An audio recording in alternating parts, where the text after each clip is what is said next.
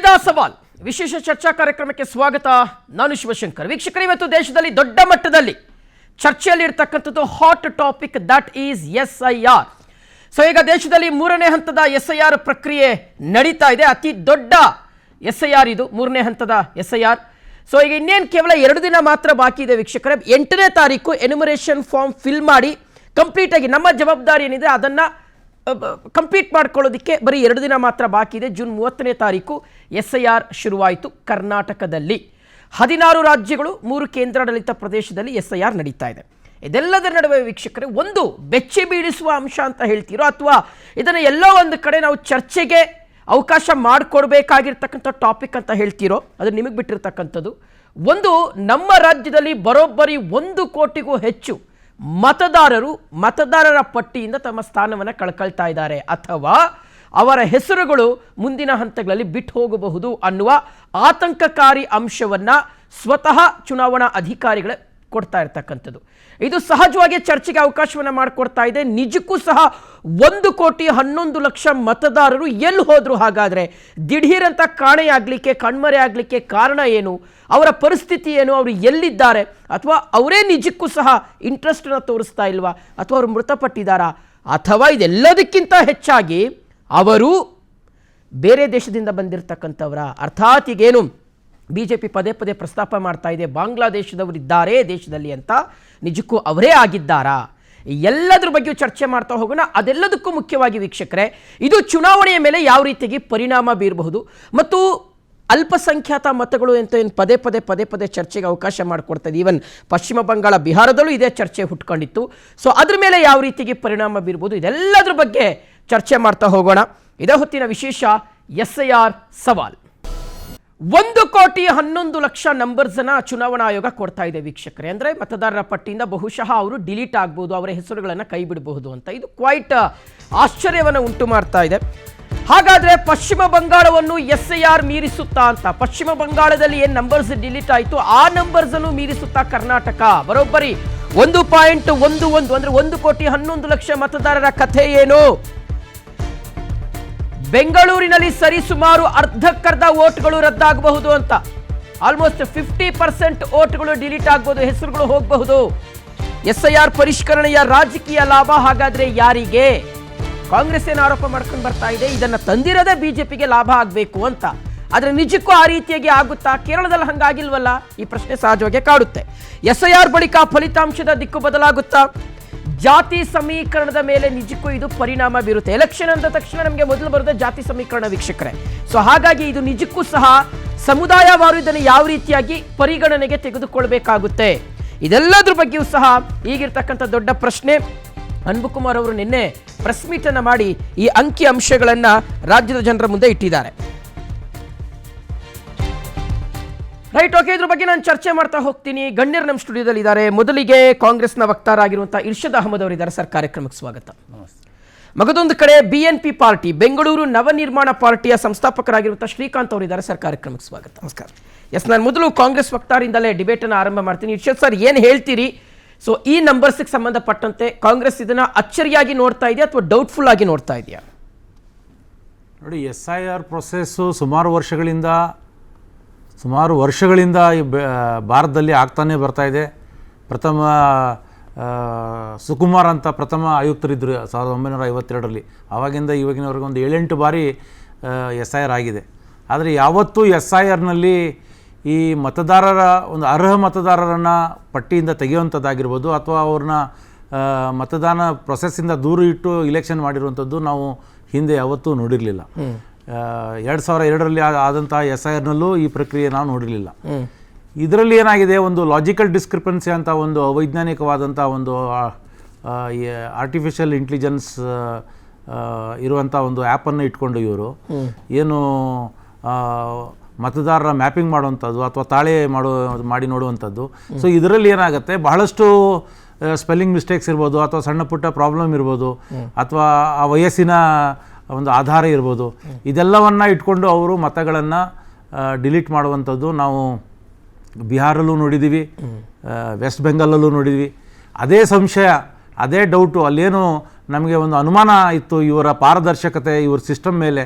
So ಅದೇ ಅನುಮಾನ ಇವತ್ತು ನಮಗೆ ಕರ್ನಾಟಕಲ್ಲೂ ಮುಂದುವರೆದಿದೆ. ಈ ಅನುಮಾನ ಕೇರಳದಲ್ಲಿ ಯಾಕೆ ವ್ಯಕ್ತವಾಗಿಲ್ಲ? ಹಾಗಾದ್ರೆ ಕೇರಳದಲ್ಲಿ ನೋಡಿ, ಇವತ್ತು ಅವರ ಜನಾಧಾರಣೆ ಇಲ್ಲ ಅಲ್ಲಿ. ಕೇರಳದಲ್ಲಿ ಅವ್ರು ಏನೂ ಮಾಡೋಕ್ಕಾಗಲ್ಲ. 1-2 ಸೀಟು ಗೆಲ್ಲದೆ ಇರುವಂಥವ್ರು ಅವರು ಅಲ್ಲಿ ಏನಾದರೂ ಒಂದು ಮಾಡಿದರೆ ಜನರಿಗೆ ಒಂದು ಡೌಟ್ ಬಂದೇ ಬರುತ್ತೆ. ಅರ್ಥ ಆಯ್ತಲ್ಲ? ಅವರು ಎಲ್ಲವನ್ನ ಒಂದು ಜನರಿಗೆ ವಿಶ್ವಾಸ ಬರೋ ರೀತಿಯಲ್ಲೇ ಮಾಡಿರ್ತಾರೆ. ಸೊ ಇದೆಲ್ಲವನ್ನು ನೋಡಿದರೆ ಇವಾಗ ನೀವು ಆ ಚುನಾವಣಾ ಆಯೋಗದಲ್ಲಿ ಮುಖ್ಯ ಚುನಾವಣಾ ಆಯುಕ್ತರನ್ನು ನಾವು ಏನು ಎಲೆಕ್ಟ್ ಮಾಡುವಂಥ ಒಂದು ಏನು ಪ್ರೊಸೆಸ್ ಇತ್ತು, ಅದರಲ್ಲಿ ಮುಖ್ಯ ನ್ಯಾಯಾಧೀಶರು ಇರ್ತಾ ಇದ್ರು ಸುಪ್ರೀಂ ಕೋರ್ಟು. ಇವತ್ತು ಅವ್ರನ್ನ ಹೊರಗಡೆ ಇಟ್ಟು ನೀವು ಆ ಪ್ರೊಸೆಸ್ನೇ ಇವತ್ತು ಒಂಥರ ಒಂದು ಸಂಸ್ಥೆಗಳನ್ನೆಲ್ಲ ನೀವು ಡೌಟ್ಫುಲ್ ಆಗಿ ಯಾವ ಸಂಸ್ಥೆ ನಂಬಬೇಕಾಗಲ್ಲ. ನೋಡಿ, ಯಾವ ಸ್ವಾಯತ್ತ ಸಂಸ್ಥೆ ಅಥವಾ ಯಾವ ಸಂವಿಧಾನಿಕ ಸಂಸ್ಥೆಗಳನ್ನು ಅವರು ದುರ್ಬಳಕೆ ಮಾಡ್ಕೊಂಡಿಲ್ಲ. ಎಲ್ಲವನ್ನ ಅವರು ರಾಜಕೀಯದ ಒಂದು ಲಾಭಕ್ಕಾಗಿ ಅಥವಾ ಈ ವಿರೋಧ ಪಕ್ಷದವರನ್ನ ಸದೆಬಡಿಯೋದಕ್ಕಾಗಿ ಒಂದಿಲ್ಲ ಒಂದು ರೀತಿಯಲ್ಲಿ ಅವರು ಅದನ್ನು ಬಳಸ್ಕೊಂಡೇ ಬರ್ತಾ ಇದ್ದಾರೆ. ಮೇಲ್ನೋಟಕ್ಕೆ ನೀವು ನೋಡಿರ್ಬೇಕು, ಇಡಿ ಯಾವ ಥರ ಮಾಡಿದ್ದಾರೆ, IT ಯಾವ ಥರ ಮಾಡಿದ್ದಾರೆ, ಅಥವಾ CBI ಯಾವ ರೀತಿ ಮಾಡಿದ್ದಾರೆ. ಬಹಳಷ್ಟು ಇವತ್ತು ಇಡಿನಲ್ಲಿ 25 ನಾಯಕರುಗಳ ಮೇಲೆ, ಪ್ರಮುಖ ನಾಯಕರುಗಳ ಮೇಲೆ ದಾಳಿ ಆಗತ್ತೆ ಭಾರತ ದೇಶದಲ್ಲಿ. ಅದರಲ್ಲಿ 23 ಜನ BJP ಸೇರ್ತಾರೆ. ಅವ್ರ ಮೇಲೆ ಅವರು ಬಿಜೆಪಿ ಸೇರಿದ್ಮೇಲೆ ಕಾಂಗ್ರೆಸ್ ಬ್ಯೂರೋ ಆಫ್ ಇನ್ವೆಸ್ಟಿಗೇಷನ್ ಅವ್ರು ಹೇಳ್ತಾ ಇದ್ರು. ಆದ್ರೆ ಅದಕ್ಕೆ ಅವ್ರು ದಾಖಲೆನೂ ಕೊಡ್ಬೇಕಾಗತ್ತಲ್ಲ. ನಾವು ಹೇಳ್ತಾ ಇದ್ದೀವಲ್ಲ, 25 ಪ್ರಮುಖ ನಾಯಕರುಗಳ ಮೇಲೆ ಇಡಿ ದಾಳಿ ಆಗತ್ತೆ, ಅವ್ರ ಮೇಲೆ ಭ್ರಷ್ಟಾಚಾರದ ಆರೋಪಗಳು ಬರುತ್ತೆ. ಅವರು ಬಿಜೆಪಿಗೆ 23 ಜನ ಅದರಲ್ಲಿ ಸೇರ್ತಾರೆ. ಸೇರಿದ್ಮೇಲೆ ಅವ್ರ ಮೇಲೆ ಇರುವಂತಹ ಆರೋಪಗಳನ್ನು ಎಲ್ಲ ಇದಾಗತ್ತೆ. ಆಮೇಲೆ ಅದ್ರ ಜೊತೆನಲ್ಲಿ ಒಂದು ಆಯ್ಕಟ್ಟಿನ ಸ್ಥಾನಮಾನ ಕೊಡ್ತಾರೆ ಅವರಿಗೆ. ಸೊ ಇದೆಲ್ಲೇ ಒಂದ್ ಕಡೆ ಜನರಿಗೆ ಒಂದು ಅನುಮಾನ ಬರುತ್ತೆ, ಒಂದು ಡೌಟ್ ಬರುತ್ತೆ. ಇದೆಲ್ಲವನ್ನು ನೋಡಿದ್ರೆ ಕರ್ನಾಟಕದಲ್ಲಿ ಏನು ನಮಗೆ ಬಿಹಾರ ಮತ್ತು ಬಂಗಾಳದಲ್ಲಿ ಏನು ಅನುಮಾನ ಇತ್ತು, ಅದೇ ಅನುಮಾನವನ್ನು ಇವರು ಇಲ್ಲಿ ಮುಂದುವರಿಸಿದ್ದಾರೆ. ಯಾಕಂದರೆ ನಾವು ಬೆಂಗಾಳಲ್ಲಿ 20 ಲಕ್ಷ ಏನು ಮತದಾರರಿದ್ರು, ಲಾಜಿಕಲ್ ಡಿಸ್ಕ್ರಿಪೆನ್ಸಿಯಲ್ಲಿ ಇಟ್ಟಿದ್ರು ಅವ್ರನ್ನ. SIR ಟ್ರಿಬ್ಯುನಲ್ ಅಲ್ಲಿ ಹೋಗಿ ಅವರು ಮತಗಳಿಗೆ ನಾವು ಮತ ಹಾಕ್ತೀವಿ ಅಂದ್ರೂ ಈ ಚುನಾವಣೆಗೆ ಬೇಡ, ನೀವು ನೆಕ್ಸ್ಟ್ ಚುನಾವಣೆಗೆ ಮತವನ್ನು ಹಾಕಿ ಅಂತ ಹೇಳಿದ್ದನ್ನು ನಾವು ಕೋರ್ಟ್ಗಳಲ್ಲಿ ನೋಡಿದ್ದೀವಿ. ಅಂದರೆ TMC ಮತ್ತೆ ಬಿಜೆಪಿಯ ಅಲ್ಲಿ ಗೆಲುವಿನ ಅಂತರ ಟೋಟಲ್ ಇದ್ದಿದೆ 32 ಲಕ್ಷ ಮತದಾರರು.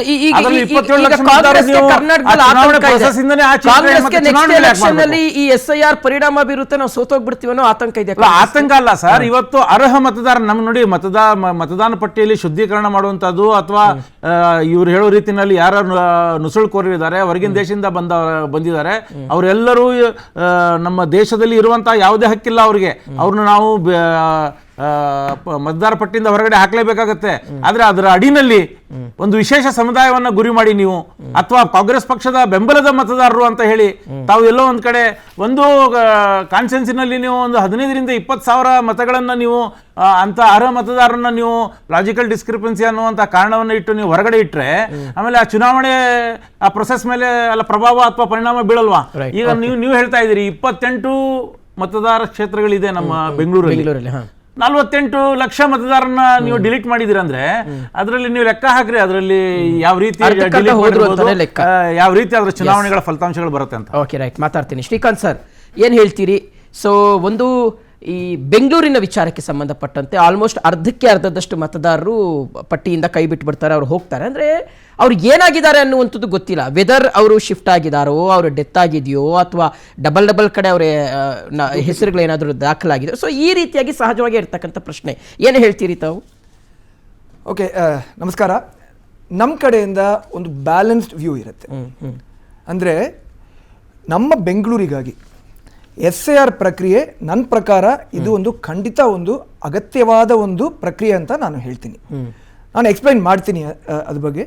ಕರ್ನಾಟಕದ ಇದರ ಕ್ಷೇತ್ರಗಳಲ್ಲಿ, ಇದರ ಜಿಲ್ಲೆಗಳಲ್ಲಿ ಏನಾಗ್ತಾ ಇದೆ, ಅದರಲ್ಲಿ ಯಾವ ಸ್ಥಿತಿ, ಅದರಲ್ಲಿ ಏನಾದರೂ ಇದು ಮಾಡಬೇಕಾಗಿತ್ತಾ ಇಲ್ವಾ, ಅದ್ರ ಬಗ್ಗೆ ನಾನು ಮಾತಾಡೋಕ್ಕಾಗಲ್ಲ.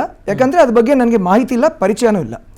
ಆದರೆ ಬೆಂಗಳೂರು ಬಗ್ಗೆ ನಾನು ಖಂಡಿತ ಮಾತಾಡಬಲ್ಲೆ. ಯಾಕಂದರೆ ಇಲ್ಲಿ ನಾವು ಒಂದು ವಿವರವಾದ ಒಂದು ವಿಶ್ಲೇಷಣೆ ನಾವು ಮಾಡಿದ್ದೀವಿ, ಡೀಟೇಲ್ಡ್ ಅನಾಲಿಸಿಸ್.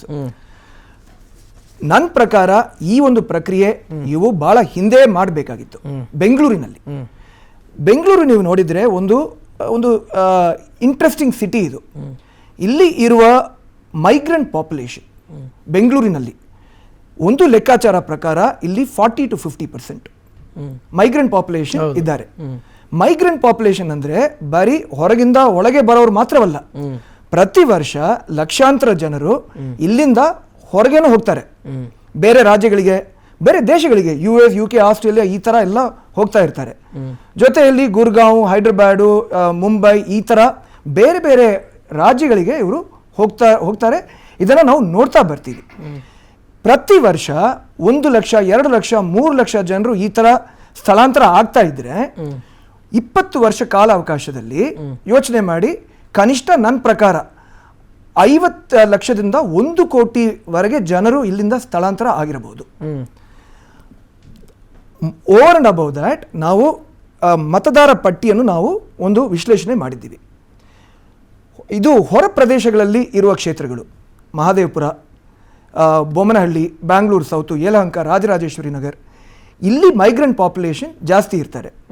ನಾವು ಇಲ್ಲಿ ಬೇರೆ ಬೇರೆ ಎಲೆಕ್ಟೋರಲ್ ರೋಲ್ಸ್ನ ಮತದಾರ ಪಟ್ಟಿನ ನಾವು ವಿಶ್ಲೇಷಣೆ ಮಾಡುವಾಗ ನಮ್ಮ ವಿಶ್ಲೇಷಣೆ ಪ್ರಕಾರ ಕನಿಷ್ಠ 30-40% ಜನರು ಇಲ್ಲಿ SDD ಆಗಿದ್ದಾರೆ. ಶಿಫ್ಟು ಇಲ್ಲ ಡೆಡ್ಡು ಇಲ್ಲ ಡಿಲೀಟೆಡ್. ASDDO ಅಂತ ಇವರು ಒಂದು ರಿಲೀಸ್ ಮಾಡಿದಾರಲ್ವಾ, ಆಬ್ಸೆಂಟು, ಶಿಫ್ಟು, ಡೆಡ್, ಡೂಪ್ಲಿಕೇಟ್. ನಿಮ್ಮ ಪ್ರಕಾರ ಸೊ ಬೆಂಗಳೂರಿನ ಗಡಿಯಲ್ಲಿ ಇರ್ತಕ್ಕಂಥ ಕ್ಷೇತ್ರಗಳಲ್ಲಿ ಅತಿ ಹೆಚ್ಚು ನಂಬರ್ಸ್ ಡಿಫರೆನ್ಸಸ್ ಬರ್ತಾ ಇದೆ ಅಂತ ಹೇಳ್ತೀರಾ? ಇಲ್ಲ, ಖಂಡಿತ ಇದು ಬೆಂಗಳೂರಿಗೆ ಒಂದು ಆರೋಪ, ಬೆಂಗಳೂರಿನಲ್ಲಿ ಒಂದು ಆರೋಪ ಇದೆ, ವೋಟಿಂಗ್ ಪರ್ಸೆಂಟೇಜ್ ಬಹಳ ಕಡಿಮೆಯಾಗಿದೆ ಅಂತ.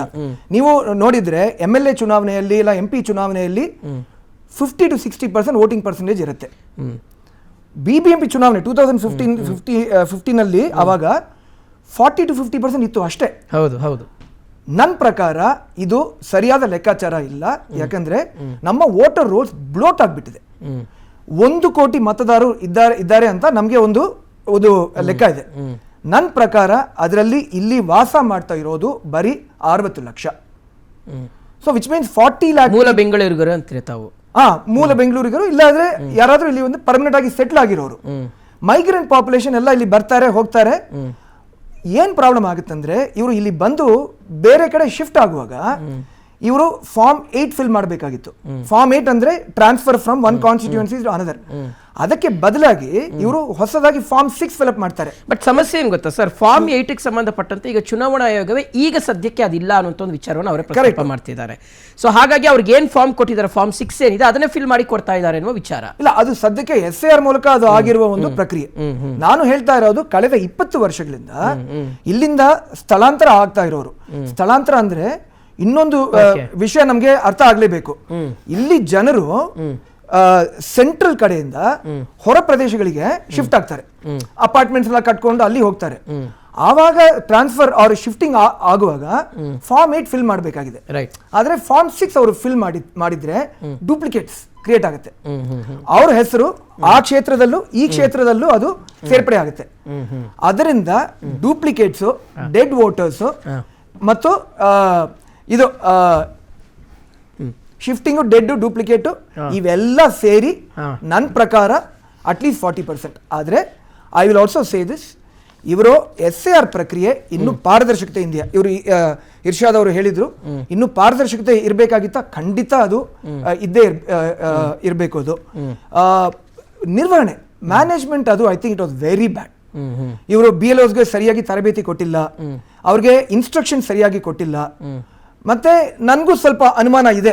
ಆಮೇಲೆ ಎಲ್ಲಂದ್ರೆ ಅಲ್ಲಿ ಒಂದತ್ರ ಗುಡ್ಡೆ ಹಾಕೊಂಡು ಜನರನ್ನ SIR ಮಾಡ್ತಾ ಇದ್ದಾರೆ ಅನ್ನುವ ಆರೋಪ, ವೆದರ್ ಅದನ್ನ ಯಾವ ರೀತಿಗೆ ನೋಡ್ತೀರಿ? ಅದ್ರ ಬಗ್ಗೆ ನನಗೆ ಅಷ್ಟು ಮಾಹಿತಿ ಇಲ್ಲ, ಅದ್ರ ಬಗ್ಗೆ ನಾನು ಹೇಳಕ್ ಆಗಲ್ಲ.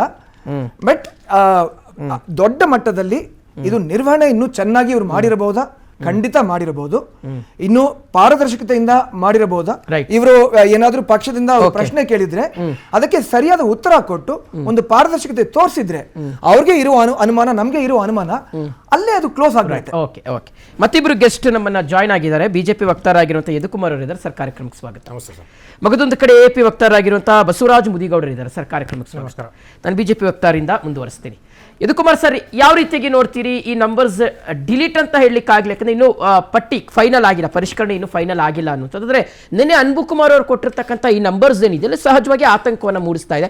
ಬಿಜೆಪಿ ಇದನ್ನು ಯಾವ ರೀತಿಯಾಗಿ ನೋಡ್ತಾ ಇದೆ? ಸರಿ, SIR ಪ್ರಕ್ರಿಯೆ ಪ್ರಾರಂಭಗೊಂಡಾಗ ಹಲವಾರು ಇದು ಇದು ಬಂತು ಡೀಟೇಲ್ಸ್ ಮುಖಂಡರಿಂದ. ಇದು ಸ್ಟಾರ್ಟ್ ಮಾಡಬೇಕಾದಾಗ ರಾಜ್ಯದ ಮುಖ್ಯಮಂತ್ರಿಗಳನ್ನೇ ಸ್ಟಾರ್ಟ್ ಮಾಡಬೇಕಾದಾಗ ಹೇಳಿದಂಥದ್ದು ದಿಸ್ ಪ್ರೋಸೆಸ್ ಇಸ್ ಗುಡ್, ಇದು ಕಂಟಿನ್ಯೂ ಮಾಡಬೇಕು, ಎಲ್ಲರೂ ಇದರಲ್ಲಿ ಸಕ್ರಿಯವಾಗಿ ಪಾಲ್ಗೊಳ್ಬೇಕು ಅಂತ. ಅಂದ್ರೆ ಯಾವ ಆಡಳಿತ ಪಕ್ಷ ರಾಜ್ಯದಲ್ಲಿದೆ, ರಾಜ್ಯದ ಮುಖ್ಯಮಂತ್ರಿ ಈ ಒಂದು ಪ್ರಕ್ರಿಯೆಗಳಿಗೆ ಅವ್ರಿಗೂ ಹಲವಾರು ಮಾಹಿತಿಗಳು ಇದ್ದೇ ಇರುತ್ತೆ, ಆ ಮಾಹಿತಿಗಳನ್ನ ಸಂಗ್ರಹ ಮಾಡಿನೇ ಅವ್ರಿದ್ದ ಇದಕ್ಕೆ ಚಾಲನೆ ಕೊಡಿ ಅಂತ ಹೇಳಿದಂಥದ್ದು, ಚಾಲನೆ ಆಗಿದ್ದಂಥದ್ದು.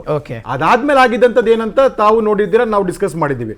ಯಾಕೆಂದ್ರೆ ಶುರುವಾದ ಕೆಲವು ದಿನಗಳಲ್ಲಿ, ಅಂದ್ರೆ ಜೂನ್ 29ನೇ ತಾರೀಕು ಆದ್ಮೇಲೆ ಕೆಲವು ದಿನಗಳಲ್ಲಿ ಆತಂಕದಾಗಬಹುದು, ಮತ್ತೆ ಗುಂಪು ಗುಂಪಾಗಿ ಯಾವ ಕ್ಷೇತ್ರದಲ್ಲಿ ಗುಂಪು ಗುಂಪಾಗಿ ಈ ಒಂದು SIR ಪ್ರಕ್ರಿಯೆ ರಿಮಿನೇಷನ್ ಫಾರ್ಮ್ಸ್ ನ ಕೊಡುವಂಥದ್ದು, ಡಿಸ್ಟ್ರಿಬ್ಯೂಟ್ ಮಾಡುವಂಥದ್ದಾಗ್ಬೋದು, ಆಗಿರುವಂಥದ್ದು ನೋಡಿದ್ದೀವಿ. ಅದೆಲ್ಲ ಆಗಿರುವಂಥದ್ದು ಯಾರು ಆಡಳಿತ ಪಕ್ಷದ ಕಾಂಗ್ರೆಸ್ಸಿನ ಯಾರು ಶಾಸಕರಿದ್ದಾರೋ, ಅದು ಚಾಮರಾಜಪೇಟೆ ಆಗ್ಬೋದು, ಶಿವಾಜಿನಗರ ಆಗ್ಬೋದು, ಬೇರೆ ಬೇರೆ ಇದರಲ್ಲಿ ಅದನ್ನ ವಿಡಿಯೋ ಸಮೇತ ನಾವು ಮಾಧ್ಯಮಗಳಿಗೆ ಕೊಟ್ಟಿದ್ದಂತ ಪಟ್ಟಿಯಿಂದ ಹೆಸರು ಕೈ ಬಿಟ್ಟು ಹೋಗ್ಬಿಡುತ್ತೆ ಅಂತ ಆತಂಕ ವ್ಯಕ್ತಪಡಿಸೋದು ತಪ್ಪೇ ಹಾಗಾದ್ರೆ? ಸರ್ ನಾನು ಕಂಪ್ಲೀಟ್ ಮಾಡಿಲ್ಲ ಸರ್, ನೀವು ಇಂಟರಪ್ಟ್ ಮಾಡಬೇಡಿ ಪ್ಲೀಸ್.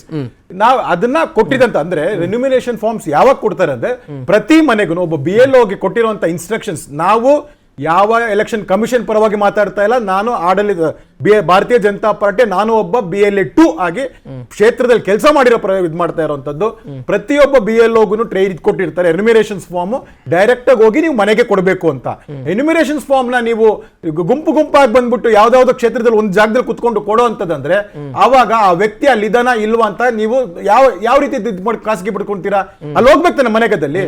ನಾವು ಇದ್ರ ಬಗ್ಗೆ ನಾವು ಚುನಾವಣಾ ಆಯೋಗಕ್ಕೆ ಕಂಪ್ಲೇಂಟ್ ಕೊಟ್ಟಿದ್ದಂಥದ್ದು, ಈ ತರ ಗುಂಪು ಗುಂಪಾಗಿ ಮಾಡಬೇಡಿ, ಮನೆಯಲ್ಲಿ ನೀವಿದ್ದೀರಾ ಅಂತಂದ್ರೆ ನಿಮಗೆ ಕೊಡಬೇಕು, ನಿಮ್ಮ ಕುಟುಂಬದವ್ರು ಯಾರಿದ್ದಾರೆ ಅಂತ ಪರಿಶೀಲನೆ ಮಾಡಿ ಕೊಡಬೇಕು.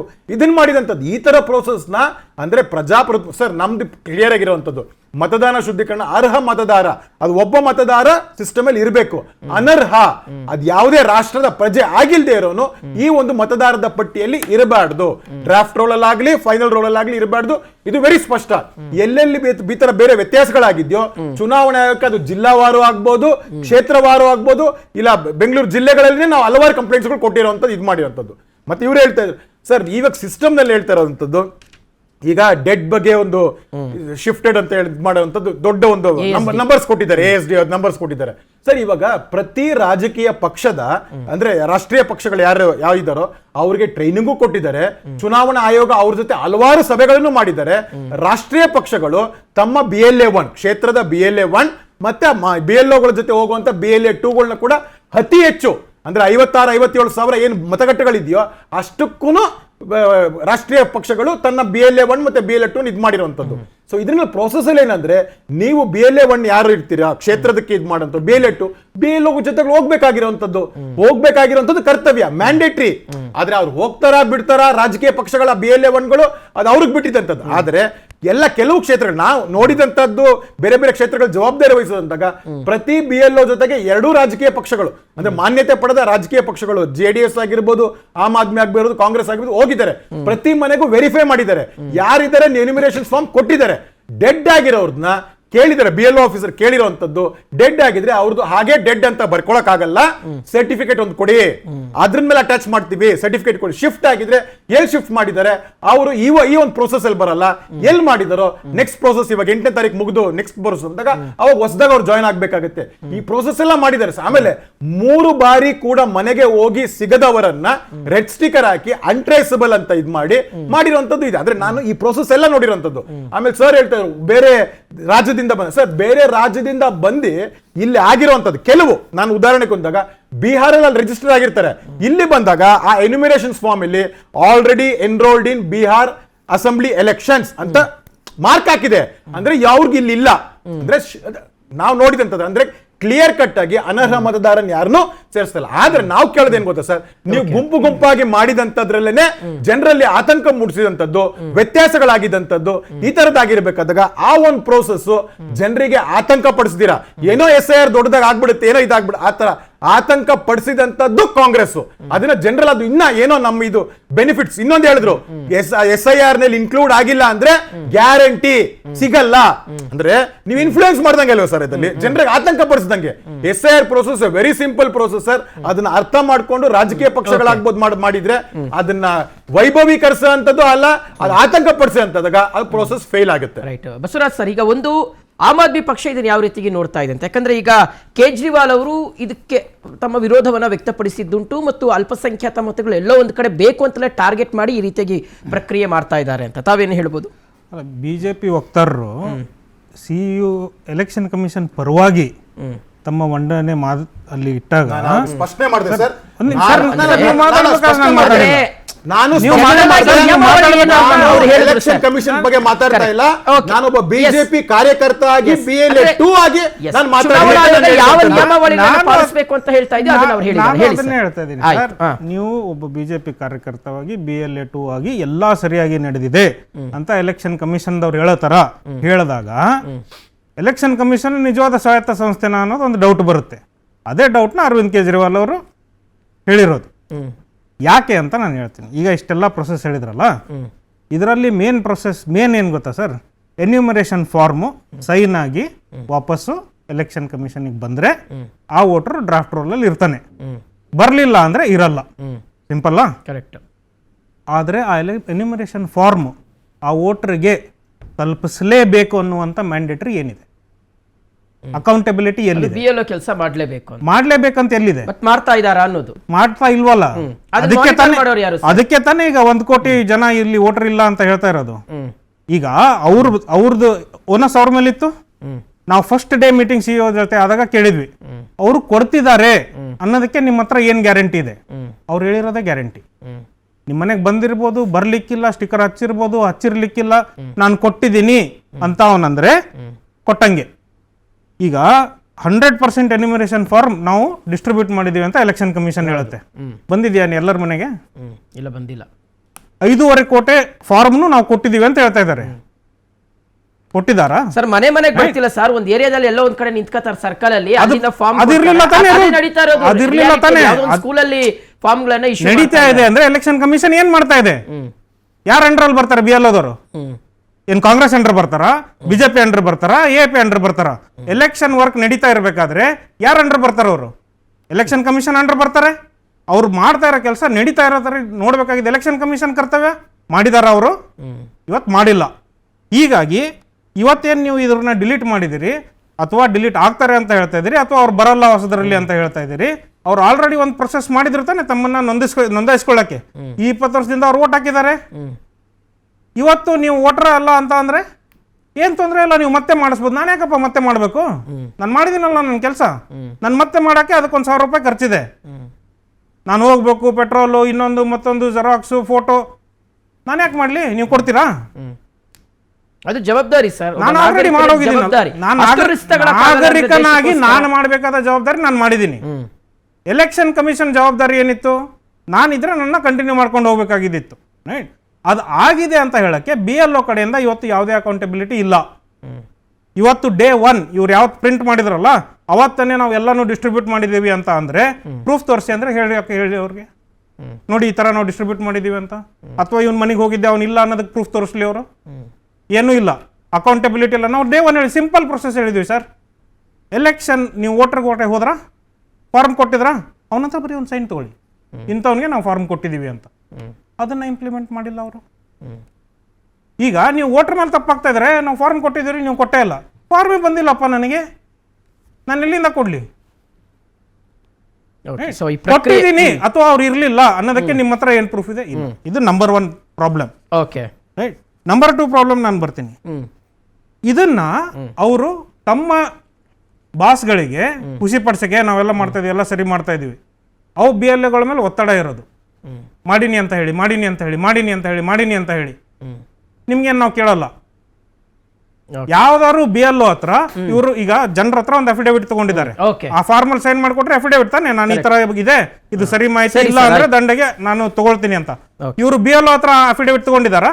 ನಾನು ಎಲ್ಲರಿಗೂ ಕೊಟ್ಟಿದ್ದೀನಿ, ಇರದೇ ಇರೋರು ಯಾರು ಅಲ್ಲಿ ಇಲ್ಲೇ ಇಲ್ಲ, ಅಲ್ಲಿ ಇಲ್ಲ ಅಂದ್ರೆ ನನ್ನ ಬೇಕಂದ್ರೆ ನನ್ನ ನೌಕರಿ ಚುನಾವಣಾ ಆಯೋಗದ ಜವಾಬ್ದಾರಿ ಎಷ್ಟಿದೆಯೋ ರಾಜ್ಯ ಸರ್ಕಾರದ ಜವಾಬ್ದಾರಿಯೂ ಅಷ್ಟೇ ಇದೆ, ಪಾರ್ಷಿಯಲ್ ಜವಾಬ್ದಾರಿ ಅಷ್ಟೇ ಇದೆ. ಯಾಕಂದ್ರೆ BLOಗಳನ್ನ ಇವತ್ತು ಚುನಾವಣಾ ಆಯೋಗದ ಕೆಲಸಕ್ಕೆ ಕೊಡುವಂಥದ್ದೇ ರಾಜ್ಯ ಸರ್ಕಾರ. ಅದರಲ್ಲೂ ಸಾಕಷ್ಟು ಗೊಂದಲಗಳು ನಿರ್ಮಾಣ ಆಗಿರೋದನ್ನ ನಾವು ಗಮನಿಸ್ತಾ ಇದ್ದೀವಿ. ಓಕೆ, ಚರ್ಚೆ ಮಾಡೋಣ ವೀಕ್ಷಕರೇ. ಅಂದ್ರೆ ಈಗ ಒಂದು ಈ SIR ಅನ್ನುವಂಥದ್ದು ಸಹಜವಾಗಿ ರಾಜಕೀಯವಾಗಿ ಅಥವಾ ಎಲೆಕ್ಷನ್ ದೃಷ್ಟಿಕೋನದಲ್ಲಿ ಯಾವ ರೀತಿಯಾಗಿ ಈ ನಂಬರ್ಸ್ ಚೇಂಜ್ ಆಗ್ಬೋದು ಅಂತ. ಯಾಕೆಂದ್ರೆ ನೋಡಿ, ಈಗ ನಾವು ಪಶ್ಚಿಮ ಬಂಗಾಳ, ಬಿಹಾರದಲ್ಲಿ ಈ SIR ನಿಂದಲೇ BJP ಗೆದ್ದಿದೆ ಅನ್ನುವ ರೀತಿಯಾದಂತಹ ವಾದವನ್ನು ಕಾಂಗ್ರೆಸ್ ಮಾಡ್ತಾ ಇದೆ, ಆಮ್ ಆದ್ಮಿ ಪಕ್ಷ ಮಾಡ್ತಾ ಇದೆ. ಇದೆಲ್ಲದರ ನಡುವೆ why not in Congress, I mean ಕೇರಳದಲ್ಲಿ ಹೆಂಗೆ ಪರಿಸ್ಥಿತಿ ಚೇಂಜ್ ಆಯಿತು ಅನ್ನುವ ರೀತಿಯಂಥ ಚರ್ಚೆಗಳು ಸಹ ನಡೀತಾ ಇರ್ತಕ್ಕಂಥದ್ದು. ಚರ್ಚೆ ಮಾಡೋಣ ಒಂದು ಬ್ರೇಕ್ ಆದಮೇಲೆ.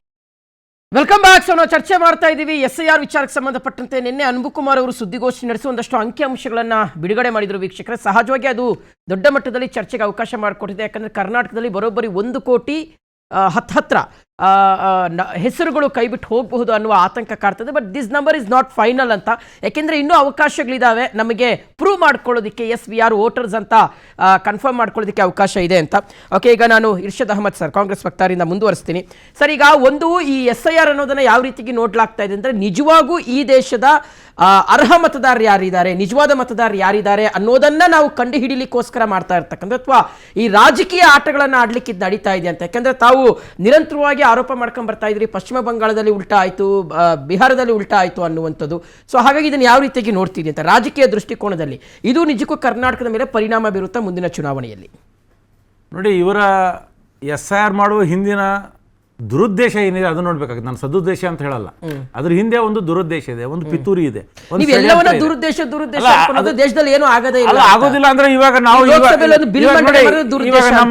ನಮ್ಮ ಲೋಕಸಭೆ ವಿರೋಧ ಪಕ್ಷದ ನಾಯಕರಂತ ಮಾನ್ಯ ರಾಹುಲ್ ಗಾಂಧಿ ಅವರು ಸ್ವಲ್ಪ ಕೆಲವೊಂದು ಪ್ರಶ್ನೆಗಳನ್ನ ಅಲ್ಲ ಚುನಾವಣಾ ಆಯೋಗಕ್ಕೆ ಕೇಳಿದ್ರು, ಚುನಾವಣಾ ಆಯುಕ್ತರಿಗೆ ಕೇಳಿದ್ರು. ಯಾವುದೊಂದು ಉತ್ತರ ಕೊಡೋಕ್ಕಾಗಿಲ್ಲ ಅವ್ರ ಕೈಯಿಂದ. ಆಮೇಲೆ ಈ ದೇಶದಲ್ಲಿರುವಂಥ ಎಲ್ಲ ವಿರೋಧ ಪಕ್ಷಗಳು ಸೇರಿಯೂ ಚುನಾವಣಾ ಆಯೋಗಕ್ಕೆ ಹೋದ್ರು, ಅಲ್ಲೂ ಅವರು ಅದಕ್ಕೆ ಉತ್ತರ ಕೊಡೋಕೆ ಆಗಿಲ್ಲ. ಅಂದ್ರೆ ನೀವು ವಿರೋಧ ಪಕ್ಷದವರು, ಈಗ ಅವರು ವಿರೋಧ ಪಕ್ಷದ ನಾಯಕರು ಅಂದ್ರೆ ಅವ್ರದ್ದೊಂದು ಪ್ರೋಟೋಕಾಲ್ ಇದೆ ತಾನೆ, ಅವರೇ ತಾನೇ ಕೇಳಬೇಕು. Is a shadow prime minister, ಅವ್ರಿಗೆ ನೀವು ಉತ್ತರ ಕೊಡಕ್ಕಾಗಿಲ್ಲ, ಅವ್ರಿಗೆ ನೀವು ಉತ್ತರ ಕೊಡಲ್ಲ ಅಂದ್ರೆ ಇನ್ನು ಸಾಮಾನ್ಯ ರಾಹುಲ್ ಗಾಂಧಿ ಅವರು ಎಲೆಕ್ಷನ್ ಆಗೋವರೆಗೂ ಸೈಲೆಂಟ್ ಆಗಿರ್ತಾರೆ ಸರ್. ಎಲೆಕ್ಷನ್ ಆದ್ಮೇಲೆ ಸುದ್ದಿಗೋಷ್ಠಿ ನಡೆಸ್ತಾರೆ, ಮಹದೇವಪುರದಲ್ಲಿ ಹಂಗಾಯ್ತು, ಆಳಂದದಲ್ಲಿ. ಇವಾಗ ನೋಡಿ ಯಾವಾಗ ಬೆಳಕಿಗೆ ಬರುತ್ತೆ, ಯಾವಾಗ ನಾವು ಅದನ್ನ ಅಲ್ಲಿ ಹೋಗಿ ನಾವು ರಿಸರ್ಚ್ ಮಾಡ್ತೀವಿ, ಅವಾಗ ತಾನೇ ನಮ್ಗೆ ಅಂಕಿಅಂಶಗಳು ಬರೋದು. ಸೊ ಅದರ ಆಧಾರದ ಮೇಲೆ ಅವರು ಅದನ್ನ ಹೇಳಿರ್ತಾರೆ. ಸೊ ಇವತ್ತು ಮಹದೇವಪುರದಲ್ಲಿ ಅವರು ಹೇಳಿರುವಂಥದ್ದು, ಅಲ್ಲಿ ಕಂಟಿನ್ಯೂ ಆಗಿ 1 ವರ್ಷ ಅಲ್ಲಿ ಮನೆಗೆ ಹೋಗಿ ನಾವು ಒಂದು ಅಧ್ಯಯನ ಮಾಡಿ ಅದ್ರ ಮೇಲೆ ರಿಸರ್ಚ್ ಮಾಡಿದ ಮೇಲೆ ಬಂದಂಥ ಒಂದು ಔಟ್ಪುಟ್ ಮೇಲೇ ಅವ್ರು ಹೇಳಿರುವಂಥದ್ದು. ಸೊ ಇಲ್ಲೇನಾಗಿದೆ, ಒಂದು ಒತ್ತಡದಲ್ಲಿ BLOಗಳಿಗೆ ಒತ್ತಡವನ್ನು ಹೇರಿ ಇವತ್ತು ಬೇರೆ ಬೇರೆ ರಾಜ್ಯಗಳಲ್ಲಿ ನೀವು ನೋಡಿದಿರಿ ಯಾವ ರೀತಿ BLOಗಳು ಆತ್ಮಹತ್ಯೆಯನ್ನು ಮಾಡ್ಕೊಂಡಿದ್ರು ಆ ಕೆಲಸದ ಒತ್ತಡದಲ್ಲಿ. ಅವರು ಡೆತ್ ನೋಟನ್ನು ಬರೆದು ಇವತ್ತು ಆತ್ಮಹತ್ಯೆ ಮಾಡಿರುವಂತಿದ್ದೆ. ಅಂದ್ರೆ ಅಷ್ಟು ಔಟ್ ಆಫ್ ಹೋಗಿ ನೀವು ಮಾಡುವಂಥದ್ದು ಅವಶ್ಯಕತೆ ಏನಿದೆ? ಮಾಡಲೇಬಾರ್ದ SIR? ಅಲ್ಲ, ಮಾಡಿ ಸರ್. ಇವಾಗ ಸುಮಾರು 7-8 ಸಲ ಆಗಿದೆ ಭಾರತ ದೇಶದಲ್ಲಿ SIR.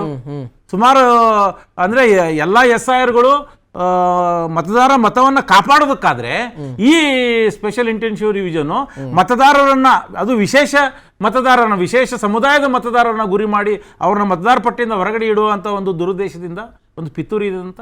ಅದಂತೂ ಮೊದಲೇನಾಗ್ತಾ ಇತ್ತು, ಪ್ರಜಾಪ್ರಭುತ್ವ ವ್ಯವಸ್ಥೆನಲ್ಲಿ ಮತದಾರರು ಯಾವ ಸರ್ಕಾರ ಇರಬೇಕು ಅನ್ನೋದನ್ನ ನಿರ್ಣಯ ಮಾಡ್ತಾ ಇದ್ರು. ಇವತ್ತು ವಿಪರ್ಯಾಸ ಅಂತಿರೋ ಅಥವಾ ದುರಂತ ಅಂತಿರೋ, ಇವತ್ತು ಸರ್ಕಾರಗಳು ಡಿಸೈಡ್ ಮಾಡ್ತಾ ಇದೆ ಯಾವ ಮತದಾರರು ಇರಬೇಕು, ಯಾವ ಮತದಾರ ಇರಬಾರ್ದು ಅಂತ. ಸೊ ಇಲ್ಲಿವರೆಗೆ ಇದು ಪ್ರಜಾಪ್ರಭುತ್ವ ವ್ಯವಸ್ಥೆ ಬಂದಿದೆ. ಸೊ ಇದು ನೀವೇ ವ್ಯಾಖ್ಯಾನ ಮಾಡಿ ಇದರ ಯಾವ ರೀತಿ ಅರ್ಥ ಆಯ್ತಲ್ಲ. ನಾವು SIRಗೆ ವಿರೋಧ ಇಲ್ಲ, ನಮ್ದು 100% ಇಲ್ಲ. ಯಾಕಂದ್ರೆ ಮಾನ್ಯ ಮುಖ್ಯಮಂತ್ರಿಗಳೇ ಚಾಲನೆ ಕೊಟ್ಟಿದ್ದಾರೆ. ಅದು ನಾವು ಹೇಳ್ತಾ ಇರೋದು, ಎರಡು ಹೇಳ್ತಿರಲ್ಲ ಸರ್, ನಿರ್ವಹಣೆ ಆಗ್ಬೇಕು, ಪಾರದರ್ಶಕತೆ ಆಗ್ಬೇಕು, ಅಕೌಂಟಬಿಲಿಟಿ ಇರಬೇಕು. ಅಲ್ಲ, ಅವ್ರ ಪ್ರೊಸೆಸ್ ಅನ್ನ ಸ್ಟಾರ್ಟ್ ಮಾಡಿದ್ರು, ಅದಾದ್ಮೇಲೆ ಆಗಿರುವಂತ ಘಟನೆಗಳ ಮೇಲೆ ಮುಖ್ಯಮಂತ್ರಿಗಳು ಶಿವಕುಮಾರ್ ಅವರು ಕೊಡುವಂತ ನಾವು ಡೇ 1 ಇಂದ ಹೇಳ್ತಾ ಇದೀವಿ, SIRಗೆ ನಾವು ವಿರೋಧ ಅಲ್ಲ, ವಿಧಾನ ಸರಿ ಇಲ್ಲ, ಲಾಜಿಕಲ್ ಡಿಸ್ಕ್ರಿಪ್ಷನ್ ಅನ್ನೋದು ಅವೈಜ್ಞಾನಿಕವಾದಂತಹ ಒಂದು ಹಿನ್ನೆಲೆಯಿಂದ ಮಾಡ್ತಿರುವಂತದ್ದು. ಸುಮ್ಮನೆ ಏನಾದ್ರು ಮಾತಾಡಕ್ ಹೋಗ್ಬೇಡಿ. ಅವ್ರು ಹೇಳ್ತಾ ಇರೋದು ಈ ಪ್ರೊಸೆಸ್ ಅಲ್ಲಿ ಎಲ್ಲರೂ ಭಾಗವಹಿಸಿ, ನಾವು ಡೇ 1 ಇಂದ ಅದೇ ಹೇಳ್ತಾ ಇರೋದು. ಈ ಪ್ರೊಸೆಸ್ ಈ ಸುಮಾರು 15-20 ರಾಜ್ಯಗಳಲ್ಲಿ SIR ಆಗಿದೆ. ಯಾವ SIR ಅಲ್ಲಿ ನಾವು ಹೋಗಿ ಜನರಿಗೆ ಹೇಳ್ತಾ ಇದೀವಿ ಮಾಡಬೇಡ್ರಿ ಅಂತ, ನಾವು ಜನರಲ್ಲಿ ಜಾಗೃತಿ ಮೂಡಿಸುವಂತ ಕೆಲಸ ಮಾಡ್ತಾ ಇದ್ದೀವಿ. ಕರ್ನಾಟಕ ರಾಜ್ಯದಲ್ಲಿ ಬೇರೆ ಬೇರೆ NGOಗಳನ್ನು ಜನರಲ್ಲಿ ಜಾಗೃತಿ ಮೂಡಿಸುವಂತ ಕೆಲಸ ಮಾಡಿದ್ದಾರೆ. ಆದರೆ ನಾನು ಹೇಳ್ತಾ ಇರೋದು, ಆದ್ರೆ ಇವತ್ತು ಚುನಾವಣಾ ಆಯೋಗದವರು ನಾವು ಕೇಳಿರುವಂತಹ ಪ್ರಶ್ನೆಗಳಿಗೆ ಉತ್ತರವನ್ನ ಕೊಡದೆ ಬಹಳಷ್ಟು ಪ್ರಶ್ನೆಗಳು ನಮ್ಮ ರಾಹುಲ್ ಗಾಂಧಿ ಅವರು ಕೇಳಿದ್ದಾರೆ. ಯಾಕೆ ಕೊಡಕ್ಕಾಗಿಲ್ಲ ಅವ್ರ ಕೈಯಿಂದ? ಅಲ್ಲ, ಬಹಳಷ್ಟು ಇವತ್ತು ಡಿಜಿಟಲ್ ಡಿಜಿಟಲ್ ಡೇಟಾ ಕೊಡಿ ಅಂತ ಹೇಳಿದ್ರು, ಯಾಕೆ ಕೊಡಕ್ಕಾಗಿಲ್ಲ? ಇವತ್ತು CCTV ಫುಟೇಜ್ ಕೊಡಂತ ಹೇಳಿದ್ರು ಅವರು ಆ ಮತದಾನ ಕೇಂದ್ರದ್ದು, ಅವ್ರು ಯಾಕೆ ಕೊಡಕ್ಕಾಗಿಲ್ಲ? ಅಲ್ಲ, ಕೋರ್ಟ್ ಅಲ್ಲಿ ಹೋದ್ರೆ ನೋಡಿ ಸರ್, ನಾವು ಹೇಳ್ತಾ ಇರೋದು ಕೋರ್ಟ್ಗೆ ಹೋಗ್ತೀವಿ. ಹೋಗೋ ಸಂದರ್ಭದಲ್ಲಿ ಬಹಳಷ್ಟು NGOಗಳು ಕೋರ್ಟ್ಗೆ ಹೋಗಿದ್ದಾರೆ. ಯೋಗೇಂದ್ರ ಯಾದವ್ ಅಂತ ಅವರು ಬಹಳ ಜನ ಹೇಳಿದ್ದಾರೆ.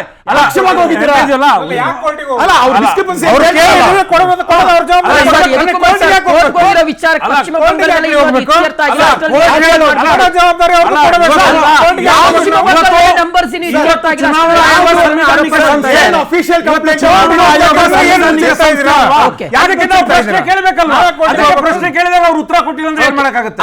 ಆಯ್ತು, ಬನ್ನಿ ಸರ್ ಶ್ರೀಕಾಂತ್ ಸರ್. ನಮ್ಮ ಕಡೆಯಿಂದ ಒಂದು ಮಿಡಲ್ ಗ್ರೌಂಡ್ ಇದೆ. ಇದರಲ್ಲಿ ನನಗೆ ಇವರು ಇರ್ಷಾಗ್ ಹೇಳಿದಂಗೆ ನನಗೆ ಅದರಲ್ಲಿ ಒಪ್ಪಿಗೆ ಇದೆ.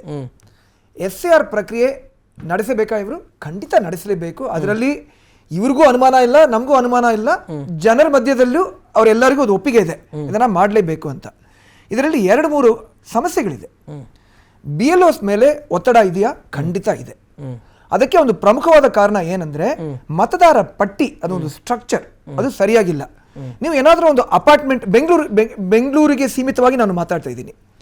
ಬೆಂಗಳೂರಿನಲ್ಲಿ ಒಂದು ಅಪಾರ್ಟ್ಮೆಂಟ್ ಇದ್ರೆ ಆ ಅಪಾರ್ಟ್ಮೆಂಟ್ ನಿವಾಸಿಗಳು ಎಲ್ಲರೂ ಒಂದೇ ಬೂತ್ ಒಳಗೆ ಒಂದು ಸೆಕ್ಷನ್ನಲ್ಲಿ ಇದ್ದಿರಬೇಕು. ಇವರು ಒಂದೇ ಅಪಾರ್ಟ್ಮೆಂಟ್ನಲ್ಲಿ 8 ಇಂದ 10 ಬೂತ್ಸ್ಗೆ ಇದು ಸ್ಪಿಟ್ ಆಗಿದ್ದಾರೆ. ಅಂದರೆ ಒಂದು ಅಪಾರ್ಟ್ಮೆಂಟ್ಗೆ 8 BLOs ಹೋಗಬೇಕಾಗಿದೆ. ಜೊತೆಯಲ್ಲಿ ಒಬ್ಬೊಬ್ಬರು BLO ಏನೋ 1, 2, 3 ಅಪಾರ್ಟ್ಮೆಂಟ್ ದಾರಿಗೆ ಹೋಗೋದಕ್ಕಿಂತ 10 ಅಪಾರ್ಟ್ಮೆಂಟ್ಸು, 20 ಲೇಔಟ್ಸು, ಪ್ರತಿಯೊಂದು ಅಪಾರ್ಟ್ಮೆಂಟಿಂದ ಲೇಔಟಿಂದ 2-3 ಜನರನ್ನ ಭೇಟಿಯಾಗಿ ಅವ್ರಿಗೆ ಫಾರ್ಮ್ ಕೊಟ್ಟು ಅದನ್ನ ತಿರ್ಗಾ ವಾಪಸ್ ಅದನ್ನ ತಗೊಂಡು ಅದು ಅವರಿಂದ ಮಾಡೋಕ್ಕಾಗಲ್ಲ. ಒತ್ತಡ ಅವ್ರ ಮೇಲೆ ಬಹಳಷ್ಟು ಅವ್ರ ಮೇಲೆ ಒತ್ತಡ ಕೊಟ್ಟು ನಾವು ನಮ್ಮ ಕಡೆಯಿಂದ ಯಾರು ಬೇಲೇ ಇಲ್ಲ, ಆದರೆ ನಾವು ಅವ್ರ ಜೊತೆ ನಾವು ಮಾತಾಡಿದ್ದೀವಿ, ಎಂಗೇಜ್ ಮಾಡಿದ್ದೀವಿ. ಅವ್ರಿಗೆ ಒಂದು ಸಾಕು ಅಂತ ಅವರು ಹೇಳಿದ್ರು. ಹಲವಾರು BLOs ಅದನ್ನ ಇವರು ಸರಿಯಾಗಿ ಮಾಡಬೇಕಾಗಿತ್ತು. ಎರಡನೇದು, ಇವರು BJP ವಕ್ತಾರರು ಹೇಳಿದಂಗೆ ಹಲವು ಅಪಾರ್ಟ್ಮೆಂಟ್ಸ್ ಇಲ್ಲ, ಮನೆಯಲ್ಲಿ ಜನರು ಇರಲ್ಲ, ಅವರು ಶಿಫ್ಟ್ ಆಗಿದ್ದಾರೆ. ಅದನ್ನ ಖಂಡಿತ ನಾವು ತೆಗೆದುಹಾಕಬೇಕು ಅವ್ರ ಹೆಸರನ್ನ. ಆದರೆ ಸುಮಾರು ಮನೆಗಳಿಗೆ BLO ಹೋಗಿಲ್ಲ. ಇದು ನಾವು ಕಾಣ್ತಾ ಇರುವ ಒಂದು ನಿಜ. ಅದಕ್ಕೆ ಅದಕ್ಕೆ ಏನ್ ಪರಿಹಾರ ಅಂತ ಎಲೆಕ್ಷನ್ ಕಮಿಷನ್ ಒಂದು ಸರಿಯಾಗಿ ಒಂದು ಪ್ರಕ್ರಿಯೆ ಅವರು ನೀಡಬೇಕಾಗಿತ್ತು. ಅದನ್ನ ಮಾಡೇ ಇಲ್ಲ ಅವರು. ಲಾಸ್ಟ್ಲಿ ನೀವು ಅವಕಾಶ ಕಡಿಮೆ ಇದೆ ಅನ್ನೋ ಕಾರಣಕ್ಕೆ ಇರಬಹುದು, ಒತ್ತಡದಲ್ಲಿದ್ದಾರೆ ಅಂತ. ಇನ್ನು ಒಂದು ನಮ್ಮ ರಾಜ್ಯದಲ್ಲಿ ಚುನಾವಣೆ ಇನ್ನು 2.5 ವರ್ಷ ಅದೇ 1.5 ವರ್ಷ ಇದೆ. ಯಾಕೆ ಇಷ್ಟು ಬೇಗವಾಗಿ ಮಾಡಬೇಕು? ಇನ್ನು 1 ತಿಂಗಳು ಅವ್ರಿಗೆ ಕೊಟ್ರೆ ಅವ್ರಿಗೆ ಅವ್ರ ಸಮಯ ಅವಕಾಶನ ತಗೊಂಡು ಇನ್ನೂ ಚೆನ್ನಾಗಿ ಅವರು ಮಾಡಿರಬಹುದು. ಅಷ್ಟೊಂದು ಒತ್ತಡ ಅವ್ರ ಮೇಲೆ ಇರಬಾರ್ದು ಅಂತ ನನ್ನ 30th ಲಾಸ್ಟ್ ಆಗಿತ್ತು. ಒಂದು 8 ದಿನ 9 ದಿನ ಜಾಸ್ತಿ ಇಲ್ಲ, 1 ತಿಂಗಳು ಇನ್ನು ಎಕ್ಸ್ಟ್ರಾ ಅವ್ರು ಮಾಡಿಕೊಟ್ರೆ ಅದನ್ನ ತಗೊಂಡು ಇನ್ನೂ ಚೆನ್ನಾಗಿ ಮಾಡಬಹುದು. ಜೊತೆಯಲ್ಲಿ ಕೆಲವು BLOs ಇವರು ಹೇಳಿದಂಗೆ ಅವ್ರಿಗೆ ತಲೆಯಲ್ಲಿ ಏನು ಹೋಗ್ತಾನೆ ಇಲ್ಲ. ಎಷ್ಟೊಂದು ನೀವು ತರಬೇತಿ ಕೊಟ್ರು ಅವ್ರಿಗೆ ಅರ್ಥನೇ ಆಗೋದಿಲ್ಲ. ಅವ್ರ ಮೇಲೆ ನೀವು ಯಾವ ಕ್ರಮ ತಗೊಳ್ತೀರಿ? ಅವ್ರನ್ನ ಚೇಂಜ್ ಮಾಡಿ ಇನ್ನೊಬ್ರು BLOನ ಆಯ್ಕೆ ಮಾಡಿ ಆ ತರ ನೀವು ಏನಾದ್ರೂ ಒಂದು ಪ್ರಕ್ರಿಯೆ ನೀವು ಮಾಡಿದ್ರೆ ಈ ಒಂದು SAR ಎಕ್ಸರ್ಸೈಸ್ ಚೆನ್ನಾಗಿ ಇದ್ದಿರಬಹುದು. Lastly benefit of the doubt ಅಂತ ನಾನು ಹೇಳ್ತೀನಿ. ನೀವು ಬೆಂಗಾಲಲ್ಲಿ 27 ಲಕ್ಷ ವೋಟರ್ಸು ಅವರು ಇದ್ದಿರಬಹುದಾ ಇಲ್ವಾ? ಇದು ಒಂದು ಕೇಸ್ ನಡೀತಾ ಇದೆ ಅಲ್ಲಿ. My belief is that every voter should have the right to vote in every election. ಏನಾದ್ರೂ ಒಂದು ಚುನಾವಣೆಯಲ್ಲಿ ಅವ್ರಿಗೆ ಆ ಒಂದು ಹಕ್ಕು ಅದನ್ನ ನೀವು ತೆಗೆದು ಹಾಕ್ಬಿಟ್ರೆ that is not democracy in my view. So ಇದಕ್ಕೆ ಏನು ಪರಿಹಾರ? Benefit of the doubt should be given to the voter. ಇಲ್ಲಿ ಲಾಜಿಕಲ್ ಡಿಸ್ಕ್ರಿಪೆನ್ಸಿ ಅಂತ ಒಂದು ಕಾನ್ಸೆಪ್ಟ್ ಅದು ಬಂದಿದೆ. ಲಾಜಿಕಲ್ ಡಿಸ್ಕ್ರಿಪೆನ್ಸಿ ಅದಕ್ಕೆ ಸ್ವಲ್ಪ ಸಮಯ ತಗೊಂಡು ಅದನ್ನ ಸರಿಯಾಗಿ ಪರಿಶೀಲನೆ ಮಾಡಿ ಅವರು ನಿಜವಾಗ್ಲೂ ಇಲ್ಲಿ ರಿಜಿಸ್ಟರ್ ಆಗಿದ್ದಾರಾ ಇಲ್ವಾ, ವಾಸ ಮಾಡ್ತಾರಾ ಇಲ್ವಾ, ಅವೆಲ್ಲ ಮಾಡಿ ನೀವು ಚೆನ್ನಾಗಿ ಇದನ್ನ ಮಾಡಿಕೊಟ್ರೆ ಕಾಂಗ್ರೆಸ್ ಆಗಿರಲಿ ಆಪ್ ಆಗಿರಲಿ ಅವ್ರಿಗೆ ಅನುಮಾನ ಇರಲ್ಲ. ನಮಗೂ ಒಂದು ನಂಬಿಕೆ ಬರುತ್ತೆ ಈ ಒಂದು ಪ್ರಕ್ರಿಯೆಯಲ್ಲಿ ಇದು ಅವರು ಸರಿಯಾಗಿ ನಡೆಸ್ತಾ ಇದ್ದಾರೆ, ನಾವು ಇದನ್ನ ನಂಬಬಹುದು, ಆ ತರ ಒಂದು ಇದೆ. ಸದ್ಯಕ್ಕೆ ನಾನು ಒಂದು I am not this side or that side, left ಇಲ್ಲ ರೈಟ್ ಇಲ್ಲ, ನಾನು ಒಂದು ನಡುವೆ ನಾನು ಮಾತಾಡ್ತೀನಿ. What I have seen is it's not done properly. Yadukumar sir, ಈಗ 1,11,00,000 ಈಗ ಆಲ್ಮೋಸ್ಟ್ ಡಿಲೀಟ್ ಆಗುತ್ತೆ ಅಂತಂದ್ರೆ ಇದರಲ್ಲಿ ಒಂದಷ್ಟು 11 ಲಕ್ಷ ಜನರು ಚೇಂಜ್ ಓವರ್ ಆಗ್ಬೋದು. ದೊಡ್ಡ ವಾಸ್ತಾಗಿ ಯೋಚನೆ ಮಾಡಿದ್ರು ಕೂಡ ಒಂದು 11 ಲಕ್ಷ ಜನರು ಮತ್ತೆ ಮರು ಸೇರ್ಪಡೆ ಆಗ್ಲಿಕ್ಕೆ ಅವಕಾಶ ಇದೆ. ಅಂದ್ರೆ 1 ಕೋಟಿ ಹೆಸರುಗಳು ಡಿಲೀಟ್ ಆಗ್ಬಿಟ್ರೆ ಇದು ರೆಕಾರ್ಡ್ ಆಗೋಗ್ಬಿಡುತ್ತೆ ಅಂತ. ಇಲ್ಲಿಯವರೆಗೆ 2 ಫೇಸಲ್ಲಿ ಏನು ನಡೀತು, ಆ 2 ಫೇಸ್ಗಿಂತ ಬೇರೆ ಬೇರೆ ರಾಜ್ಯಗಳಲ್ಲಿ ನಡೆದಂತಕ್ಕಿಂತ ಇದು ರೆಕಾರ್ಡ್ ಆಗೋಗ್ಬಿಡುತ್ತೆ ಅಂತ. ಅಂದ್ರೆ ಸಹಜವಾಗಿ ಈ ನಂಬರ್ಸ್ ಮೇಲೆ ಡೌಟ್ ಬರುತ್ತೆ ಅನ್ನುವಂಥದ್ದು. ಸರ್, ಈಗ ಆಗ್ಲೇ ಹೇಳ್ತಾ ಇದ್ರು ಈಗ ಎಲೆಕ್ಷನ್ ಕಮಿಷನ್ಸ್ ಅವ್ರಿಗೇನು ಪರ್ಮನೆಂಟ್ ಸ್ಟಾಫ್ ಇಲ್ಲ ಸರ್. ಅಲ್ಲಿ election commission depends upon the ಯಾವುದೇ ರಾಜ್ಯ ಸರ್ಕಾರ ಇದ್ರು ಕೂಡ ಆ ರಾಜ್ಯ ಸರ್ಕಾರ ಯಾವುದೇ ಪಕ್ಷದ ಇರಬಹುದು, ಆ ರಾಜ್ಯ ಸರ್ಕಾರದ ಯಾರು ನೌಕರರಿದ್ದಾರೆ, ಟೀಚರ್ಸ್ ಇದ್ದಾರೆ, ಬೇರೆ ಬೇರೆ ಇದ್ದಾರೆ, ಅವ್ರ ಮೇಲೆ ಡಿಪೆಂಡ್ ಆಗಿರುವಂತದ್ದು. ರಾಜ್ಯ ಸರ್ಕಾರನು ಅದಕ್ಕೆ ಹೊಣೆದಾರಿರುತ್ತೆ, ಜವಾಬ್ದಾರಿಯುತವಾಗಿರುತ್ತೆ. ಇವಾಗ ಮೋಸ್ಟ್ ಆಫ್ ದಮ್ ಇದು ಮಾಡ್ತಾ ಇರೋದು ರಾಜ್ಯ ಸರ್ಕಾರದ ನೌಕರರೇ, ರಾಜ್ಯ ಸರ್ಕಾರದ ಟೀಚರ್ಸ್ ಬೇರೆ ಇರೋ ಇಂಥವ್ರೆ, ಅವರು ಟ್ರೈನಿಂಗ್ ಆಗಿರುವಂತದ್ದು, ಇದು ಮಾಡಿರುವಂತದ್ದು. ಸರ್, ಇಲ್ಲೇನಂದ್ರೆ ಅವ್ರು ಹೇಳಿದ ಕೆಲವು ಪಾಯಿಂಟ್ಸ್ಗಳಲ್ಲಿ ಕೆಲವು BLO ಆಫೀಸರ್ಸ್ಗಳು ನಾನು ಹೇಳಿದೆ, ಅವರು ಮನೆಗೆ ಹೋಗಿಲ್ಲ. ಎಲ್ಲಿ ಡಿಸ್ಕ್ರಿಪೆನ್ಸಿ, ಮನೆಗೆ ಹೋಗಿಲ್ಲ. ನಾವ್ಕಂದ್ರೆ ಅಲ್ಲಿ BLA 1 ಅವ್ರದ್ದು ಇದಾಗತ್ತೆ, ನೀವು ಮನೆಗೆ ಹೋಗಿನೇ ಕೊಡ್ಬೇಕಾಗಿದಂತ ನಾವು ಇನ್ಸ್ಟ್ರಕ್ಟ್ ಮಾಡಿ ಅಫಿಷಿಯಲ್ಸ್ ಕಂಪ್ಲೇಂಟ್ ಕೊಟ್ಟಿದ್ದೀನಿ ಸರ್. ಅದಲ್ಲಿ ಅಫಿಷಿಯಲ್ ಇಲ್ಲಿ ಏನಾದ್ರು ಬರ್ತಂದ್ರೆ ಈ ಡೆಡ್ ಆಗಿರುವಂತದ್ದು, ಪರ್ಮನೆಂಟ್ ಶಿಫ್ಟ್ ಆಗಿರುವಂತದ್ದು, ಅದಕ್ಕಿನ್ನ ಅವಕಾಶ ಇದೆ. ಇದು ಡ್ರಾಫ್ಟ್ ರೋಲ್ ಬಂದಾದ್ಮೇಲೆ ಇನ್ಕ್ಲೂಡ್ ಮಾಡುವಂತ ಅವಕಾಶ ಇದೆ. ನಾವು ಕೇಳೋವಂಥದ್ದು ಏನಂದ್ರೆ ಇರೋಂಥ ಇದ್ರಲ್ಲಿ ಪ್ರತಿಯೊಬ್ಬ ನಾಯಕ ಸರ್, ಇವಾಗ ನಾವು ಒಂದು ಮನೆ ಶಿಫ್ಟ್ ಆದಾಗ ನಾವು ಒಂದು ನಾಗರಿಕರ ಜವಾಬ್ದಾರಿ ಇರುತ್ತೆ. ಒಂದು ಮನೆ ಶಿಫ್ಟ್ ಆದಾಗ ನಾವು ಬಂದು ಗ್ಯಾಸ್ ಬಿಲ್ ಚೇಂಜ್ ಮಾಡ್ಕೊಳ್ಳಲ್ವ ಸರ್? ಅಲ್ಲಿ ಫಸ್ಟ್ ಅದು ಮಾಡ್ಕೊಂತೀವಿ. ಅದೇ ರೀತಿಗೆ ಒಬ್ಬ ನಾಗರಿಕರ ಜವಾಬ್ದಾರಿನೂ ಆಗಿರುತ್ತೆ. ವೋಟರ್ ID ಅವ್ರದ್ದು ಅಕ್ಕಿರ್ಬೇಕಾದಾಗ ಅದನ್ನು ಶಿಫ್ಟ್ ಮಾಡ್ಕೊಳ್ಳುವಂತ ಇದಿರುತ್ತೆ. ಹಲವಾರು ಜನ ಮಾಡ್ಕೊಳ್ಳಲ್ಲ. ಇವಾಗ ಅದು ಇವಾಗ SIR ಬರಬೇಕಾದಾಗ ಆಗ್ಬೋದು, ಗ್ಯಾರಂಟಿ ಕೊಡಲ್ಲ, ಲಾಭ ಏನು ಅಂತ ನೋಡ್ತಾರೆ ಸರ್. ಅದಕ್ಕೆ DK ಶಿವಕುಮಾರ್ ಅವರು ನೀವು ಎಲೆಕ್ಟ್ರೋಲ್ ಅಲ್ಲಿ ನಿಮ್ಮ ಹೆಸರು ಕೈ ಬಿಟ್ಟು ಹೋಗ್ಬಿಟ್ರೆ ನಾವು ಗ್ಯಾರಂಟಿ ಕೊಡಲ್ಲ ಸರ್. ಇದು SIR ಪ್ರೋಸೆಸ್ ಬಂದಿಲ್ಲ ಅಂದ್ರೆ, ಇಲ್ಲ ಇವ್ರೇನೋ ಗ್ಯಾರಂಟಿ ಅದೆಲ್ಲ ಹೇಳಿಲ್ಲ ಅಂದ್ರೆ, ಇನ್ನ ಅದಕ್ಕೆ ನಿರಾಸಕ್ತಿನೇ ತೋರಿಸ್ತಾ ಇದ್ದಿದಂತದ್ದು. ನಿರಾಸಕ್ತಿ ನಾನು ಹೇಳ್ತಾರೆ, ನಾಗರಿಕರದ್ದು ಕೂಡ ಜವಾಬ್ದಾರಿ ಆಗುತ್ತೆ. ನಮ್ಮ ಓಟು ನಮ್ಗಿರುವಂತ ಸರ್ಕಾರ ಬರಕ್ಕಾಗ್ಲಿ ಬೀಳ್ಸಕ್ಕಾಗ್ಲಿ ಏನೇ ಒಂದು ಇದಕ್ಕಾಗ್ಲಿ ಇರುವಂತದ್ದು ಒಂದು ಹಕ್ಕು. ಅದನ್ನ ನಾವು ಸದುಪಯೋಗ ಪಡಿಸ್ಕೊಬೇಕು. ಅದು ನಾವು ಸುರಕ್ಷಿತವಾಗಿ ಎಲ್ಲಿರುತ್ತೆ ನಮ್ದೇನೈತೆ ಕಾಲಕ್ಕೆ ನೋಡ್ಕೋಬೇಕಾಗಿರುವಂತದ್ದು ಇದೆ ಇದರಲ್ಲಿ. ಈ ಕೆಲವರು ಎಂದರೆ ನಿರಾಸಕ್ತಿ ಸರ್, ಅವ್ರಿಗೆ ಬರಲ್ವಾ, ಶಿಫ್ಟ್ ಆಗಿದ್ಯಾ, ಮತ್ತೆ ಮಾಡ್ಕೊಳ್ಳಿ ಅಂತ ಹೇಳಿದ್ರು ಕೂಡ ನಿರಾಸಕ್ತಿ ಇದ್ ಮಾಡ್ತಾ ಇದ್ದಾರೆ. ನಾನ್ ಜನರಲ್ ಕೇಳ್ಕೊಳ್ಳೋದೇನು ಅಂತಂದ್ರೆ, ಈ ಒಂದು ಪ್ರೋಸೆಸ್ ನಲ್ಲಿ ದಯವಿಟ್ಟು ಇನ್ನ ಕಾಲಾವಕಾಶ ಇದೆ, ಇನ್ನ ಸಮಯ ಇದೆ. ದಯವಿಟ್ಟು ಎಲ್ಲರೂ ಭಾಗಿಯಾಗಿ, ಪ್ರತಿಯೊಬ್ಬರು ಇದರಲ್ಲಿ ಈ ಸಿಸ್ಟಮ್ ನಲ್ಲಿ ಭಾಗಿಯಾಗಬೇಕು, ಅದ್ರ ಜೊತೆ ಬರಬೇಕು. ಸರ್ಕಾರಗಳ ಪ್ಲಸ್ ಆರ್ ಮೈನಸ್ ಅದು ಯಾವುದೇ ಪಕ್ಷದ ಆಗಿರ್ಬೋದು, ನಿರ್ಣಾಯಕ ಜನರು ಈ ಪ್ರೋಸೆಸ್ ನಲ್ಲಿ ಯಾವಾಗ್ಲೂ ಇರಲೇಬೇಕಾಗುತ್ತೆ ಸರ್. ಅಲ್ಲಿ ಅವ್ರ ಜವಾಬ್ದಾರಿ ಆಗುತ್ತೆ. ಬಸವರಾಜ್ ಸರ್, ಈಗ ಇದರ ರಾಜಕೀಯವಾಗಿ ಯಾವ ರೀತಿಗೆ ನೋಡ್ಲಾಗ್ತಾ ಇದೆ ಅಂತ, ಇದು ಯಾರಿಗೆ ಲಾಭ ಆಗ್ಬೋದು ಮುಂದಿನ ಚುನಾವಣೆಯಲ್ಲಿ? Direct question sir. ನನಗೆ ಒಂದು ಅಂಕಿ ಸಂಖ್ಯೆ ನಿನ್ನೆ ನೀವು ಯಾರಿಗೆ ಲಾಭ ಆಗ್ತಾ ಇದೆ ಅನ್ನೋದು ನಾವು ಈಗ ವಿಮರ್ಶೆ ಮಾಡಬೇಕಾಗಿದೆ. ನಿಮಗೆ 2 ನಿಮಿಷ ಕೊಟ್ಟರೆ ಅಂಕಿ ಸಂಖ್ಯೆ ಹೇಳ್ಬಿಡು. ಕಳೆದ 24ರ ಲೋಕಸಭೆ ಚುನಾವಣೆಯಲ್ಲಿ ಬೆಂಗಳೂರು ನಾರ್ತ್ ಅಲ್ಲಿ 37,15,000 ಜನ ವೋಟರ್ಸ್ ಇದ್ರು. ವೋಟಿಂಗ್ ಆಗಿದ್ದು 17,56,000. ಓಕೆ, ಒಪ್ಕೊಳ್ಳೋಣ. ಬೆಂಗಳೂರು ಸೆಂಟ್ರಲ್ ಅಲ್ಲಿ 24,34,000 ಇದ್ರು, 13,18,000 ವೋಟಿಂಗ್ ಆಯ್ತು. ಬೆಂಗಳೂರು ಸೌತ್ ಅಲ್ಲಿ 23,41,000 ವೋಟರ್ ಇದ್ರು, 12,50,000 ಅರ್ಧ%. ಇದು ಹೆಂಗೋ ಒಂದು ಆಯ್ತು ಅಂತ ಅನ್ಕೊಳ್ಳೋಣ. ಈಗ 2026ರಲ್ಲಿ ಏನು ವೋಟರ್ ಲಿಸ್ಟ್ ಮಾಡ್ಕೊಂಡು ಇವ್ರು SIR ಹೋಗ್ತಾ ಇದ್ದಾರೆ, ಅದ್ರ ಪ್ರಕಾರ ಬೆಂಗಳೂರು ನಾರ್ತ್ ಅಲ್ಲಿ 33 ಲಕ್ಷ ವೋಟರ್ ಇದ್ದಾರೆ, ಬೆಂಗಳೂರು ಸೆಂಟ್ರಲ್ ಅಲ್ಲಿ 24,95,000 ವೋಟರ್ ಇದ್ದಾರೆ, ಸೌತ್ ಅಲ್ಲಿ 23,87,000 ವೋಟರ್ ಇದ್ದಾರೆ.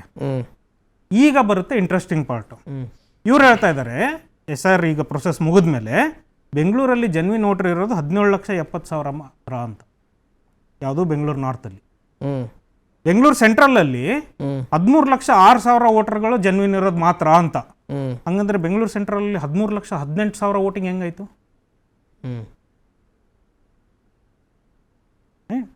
ಬೆಂಗಳೂರು ಸೌತ್ ಅಲ್ಲಿ 11,58,000 ಮಾತ್ರ ಜೆನ್ವಿನ್ ವೋಟರ್ ಇದ್ದಾರೆ ಅಂತಾರೆ. ಹಂಗಂದ್ರೆ 12,50,000 ವೋಟಿಂಗ್ ಹೆಂಗಾಯ್ತು? ಬೆಂಗಳೂರಲ್ಲಿ ಅಲ್ಲಿ 50% ವೋಟಿಂಗ್ ಆಗಲೇ ಇಲ್ವಲ್ಲ, 120% ವೋಟಿಂಗ್ ಆಗ್ತಾ ಇದೆ. ಈ 20% ಜನ ಎಲ್ಲಿಂದ ಬಂದ್ರು? ಅದರಿಂದ ಯಾರಿಗೆ ಬೆನಿಫಿಟ್ ಆಯ್ತು? ಅದನ್ನ ಮುಚ್ಕೊಳ್ಳೋಕೆ ಈ ಬ್ಲೋಟೆಡ್ ನಂಬರ್ಸ್ ನೀವು ಬೆಂಗಳೂರಲ್ಲಿ ಫ್ಲೋಟ್ ಮಾಡ್ತಾ ಇದ್ರೆ ಇಷ್ಟು ದಿವಸ 1 ಕೋಟಿ ವೋಟರ್ಸ್ ಅಂದ್ರೆ 2 ಕೋಟಿ ವೋಟರ್ ಇದ್ದದನ್ನ ಈಗ 1 ಕೋಟಿ ವೋಟರ್ 1 ಕೋಟಿ ವೋಟರ್ ಬೆಂಗಳೂರಲ್ಲಿ ಇದ್ರು ಅಂತ ಅಂದ್ರು ಲಾಸ್ಟ್ ಸಂಖ್ಯೆ ಪ್ರಕಾರ. ಇವಾಗ ನೀವು ಹೇಳ್ತಾ ಇದ್ರೆ ಇಲ್ಲ ಬರೀ 50 ಲಕ್ಷ ಜನ ಇದ್ದಾರೆ ಅಂತ. ಹಂಗಂದ್ರೆ ಇವೆಲ್ಲ ಓಟ್ ಎಲ್ಲಿಂದ ಬಂದು? ಅವ್ರು ಬೆಂಗಳೂರಲ್ಲೇ ಇರಲಿಲ್ಲ ಅಂದ್ರೆ ಅವರು ಲೋಕಸಭೆಯಲ್ಲಿ ಆಗಿರೋ ವೋಟಿಂಗ್ಗೆ ಯಾರು ಹೊಣೆ? ಅಲ್ಲಿ ಮೋಸ ಆಯ್ತಾ? ಈಗ ಓಟ್ ಚೋರಿ ಆಯ್ತು, ಇನ್ನೊಂದಾಯ್ತು, ಮತ್ತೊಂದು, ಅದಕ್ಕೆ ನೀವು ಹೆಸರು ಏನಾದರೂ ಕೊಡಿ, ಆಗಿದಂತೂ ನಿಜ ಅಲ್ವಾ? ನೀವೇ ಹೇಳ್ತಾ ಇದ್ದೀರಾ ನಿಮ್ಮ ಅಂಕಿ ಸಂಖ್ಯೆಗಳು. ಹಂಗಂದ್ರೆ ಚುನಾವಣೆ ಇಲ್ಲಿ ಏನು ಒಂದು ಮಷಿನರಿ ಇದೆ, ಅದು ಯಾವ ರೀತಿಯಾಗಿ ಕೆಲಸ ಮಾಡ್ತಾ ಇದೆ, ಎಷ್ಟು ಪ್ರಮಾಣದಲ್ಲಿ ಇಲ್ಲಿ ನೀವು ಗೋಲ್ಮಾಲ್ ಮಾಡ್ತಾ ಇದ್ದೀರಾ ಅಂದ್ರೆ ಇದ್ರದ್ದು ಇನ್ನೊಂದು ಪ್ರಮಾಣ ಯೋಚನೆ ಮಾಡಿ. ಈಗ ಚುನಾವಣೆ ಒಂದು ಹೊರೆ ಅಂತಾರೆ. ನೀವು 1 ಕೋಟಿ ವೋಟರಿಗೆ ಕೇಟರ್ ಮಾಡೋದಕ್ಕೂ 50 ಲಕ್ಷ ವೋಟರ್ ಕೇಟರ್ ಮಾಡೋದಕ್ಕೂ ಕಾಸ್ಟ್ ಡಿಫ್ರೆನ್ಸ್ ಎಷ್ಟಿದೆ ಸರ್? ಅಟ್ಲೀಸ್ಟ್ 50% to 100% ಜಾಸ್ತಿ ಆಯ್ತಾ? ನೀವು ತೋರಿಸ್ಬೇಕಾದ್ರೆ ಇಷ್ಟು ದೊಡ್ಡ ತೋರಿಸಿದ್ಮೇಲೆ ಅಷ್ಟೊಂದು ಖರ್ಚು ಹಾಕ್ತೀರಾ? ಬಟ್ ನಿಮ್ಮ ಹತ್ರ ಆಕ್ಚುಲಿ ನೀವು ಮಾಡಬೇಕಾಗಿರೋದು ಎಷ್ಟು ಜನರಿಗೆ? ಈಗ ಕಾಂಗ್ರೆಸ್ನವರು ನಾವು ಸ್ಕೀಮ್ ಕೊಡ್ತೀವಿ, ಕರ್ನಾಟಕದಲ್ಲಿ 12 ಕೋಟಿ ಜನ ಇದ್ದಾರೆ ಅಂತ ಅಂದ್ರೆ ಆ ಸ್ಕೀಮ್ ಕಾಸ್ಟ್ 100 ಕೋಟಿ ಆಗುತ್ತೆ. ಕರ್ನಾಟಕದಲ್ಲಿ ಇಲ್ಲ 6 ಕೋಟಿ ಜನ ಇದ್ದಾರೆ ಅಂತ ಅಂದ್ರೆ ಅದೇ ಸ್ಕೀಮ್ ಕಾಸ್ಟ್ 50 ಕೋಟಿ ಆಗುತ್ತೆ. ಇಲ್ಲ ನಾನು 12 ಕೋಟಿ ಇದ್ದಾರೆ ಅಂತ ಹೇಳಿ 100 ಕೋಟಿ ಖರ್ಚು ಮಾಡಿ ನೀವು ಜೇಬಲ್ಲಿ ಇಟ್ಕೊಂಡ್ರೆ, ಅಥವಾ 100 ಕೋಟಿ ಖರ್ಚು ಮಾಡಿದೀನಿ ಅಂತ ಹೇಳ್ಬಿಟ್ಟು ನಿಮ್ಮವ್ರಿಗೆ ಅದನ್ನ ಹಂಚ್ಕೊಂಡ್ರೆ ಇಲ್ಲಿ ಅವ್ಯವಹಾರ ನಡೆದಂಗೆ ತಾನೆ. Right, okay, fine. ಸೊ ಈ ಅವ್ಯವಹಾರಕ್ಕೆ ಬಿಜೆಪಿ ಅವರಾಗ್ಲಿ, ಬಿಕಾಸ್ ಇವನ್ ಕಾಂಗ್ರೆಸ್ನವರು ಇದರಲ್ಲಿ ಇನ್ವಾಲ್ವ್ಡ್ ಆಸ್ ಅ ಗವರ್ಮೆಂಟ್. ಅವ್ರು ಹೇಳಿದ್ರು ಸರ್ಕಾರದ್ದು ಹೊಣೆ ಇದೆ, ಹಂಗಂದ್ರೆ ಆ ಟೈಮಲ್ಲಿ ಸರ್ಕಾರ ಇವ್ರದೇ ಇತ್ತು. ಆ ಅಫಿಷಿಯಲ್ಗಳು ಏನು ಈ ತಪ್ಪು ಸಂಖ್ಯೆಗಳನ್ನ ಕೊಟ್ಟಿದ್ದಾರೆ ಅದಕ್ಕೆ ಬಿಜೆಪಿ ಅವ್ರ ತಾನೇ ಹೊಣೆ. ಈ 2 ವರ್ಷದಿಂದ ಕಾಂಗ್ರೆಸ್ ಇದೆ, ನಡೆದಂತ ಚುನಾವಣೆ ಕಾಂಗ್ರೆಸ್ನವ್ರ ತಾನೇ ಇದು ಹೊಣೆ. ಇವ್ರಿಗೆ ಆ ಮೋಸಗಳು ಏನ್ ನಡೆಯಕ್ ಬಿಟ್ಟಿದಾರಲ್ಲ, ಮಲ್ಟಿಪಲ್ ಎಂಟ್ರೀಸ್, ಎಲೆಕ್ಷನ್ ಕಮಿಷನ್ ಆಗ್ಲಿ, ಮಲ್ಟಿಪಲ್ ಎಂಟ್ರೀಸ್, ಒಂದು ಕ್ಲಾಸಿಕ್ ಬಿಜೆಪಿ ಅವರಾಗ್ಲಿ, ಇದನ್ನ ಹೇಗೆ ನೀವು ಜನರಿಗೆ ಉತ್ತರ ಕೊಡ್ತೀರಿ ಇವತ್ತು? ಕ್ಲಾಸಿಕ್ ಎಕ್ಸಾಂಪಲ್ ಮಲ್ಟಿಪಲ್ ಎಂಟ್ರೀಸ್ ಬೆಂಗಳೂರಲ್ಲಿ ಇರುವಂತವ್ರದ್ದು ಆಗಿರುವಂತದ್ದು. ತಾವು ಬೆಂಗಳೂರು ವಾಸಿಗಳಾಗಿನೂ ಇಲ್ಲೂ ವೋಟರ್ಸ್ ಆಗಿರ್ತಾರೆ, ಅವರವರ ಜಿಲ್ಲೆಗಳಲ್ಲೂ ವೋಟರ್ಸ್ ಆಗಿರುವಂತದ್ದು. ಇದು 2024 ಹೇಳ್ತಾ ಇರುವಂತದ್ದು. ಸರ್ ಸ್ವಾಮಿ ಇಲ್ಲ ಅಂತ ಅಂದ್ರಲ್ಲ ಸರ್, ಒಂದ್ ನಿಮಿಷ ಸರ್, ಅದನ್ನೇ ತಾನೇ ಕಾಂಗ್ರೆಸ್ ಈ ತರ ಡೂಪ್ಲಿಕೇಟ್ ಆಗಿದೆ ಅಂತ ಬಂದಾಗ ಎಲೆಕ್ಷನ್ ಕಮಿಷನ್ ಅವರ ಜೊತೆ ನೀವು ಕೂತ್ಕೊಂಡು ಪ್ರೆಸ್ ಮೀಟ್ ಮಾಡಿ ನೀವು ಯಾವ ವೋಟರ್ನ ನೀವು ಉಳಿಸ್ಕೊಂತೀರಾ, ಇಲ್ಲಿ ಬೆಂಗಳೂರಲ್ಲಿ ಉಳಿಸ್ಕೊಂತೀರಾ, ತಮ್ಮ ಜಿಲ್ಲೆಗಳಲ್ಲಿ ಉಳಿಸ್ಕೊಂತೀರಾ ಅಂದಾಗ ಅವ್ರ ಜಿಲ್ಲೆಗಳಲ್ಲಿ ಉಳಿಸ್ಕೊಂಡಿದ್ದಾರೆ. ಇದು ಶಿಫ್ಟ್ ಇದಾಗಿರುವಂತದ್ದು. ಇವ್ರಿಗಂತೂ ಅರ್ಥನೇ ಆಗ್ತಿಲ್ಲ ಅಂದ್ರೆ ಯಾವ ರೀತಿ ಸರ್? ಅದು ಸಿಂಪಲ್ ಮಾತನಾಡಿಸ್. What is multiple entries? Exercise ಮಾಡಿ ಅದಾದ್ಮೇಲೆ ಅವ್ರ ರಾಜ್ಯಕ್ಕೆ ಮಲ್ಟಿಪಲ್ ಎಂಟ್ರೀಸ್ ನ ಶುದ್ಧೀಕರಣದೇ SIR. ಮಾದೇವಪುರ ಅಂತ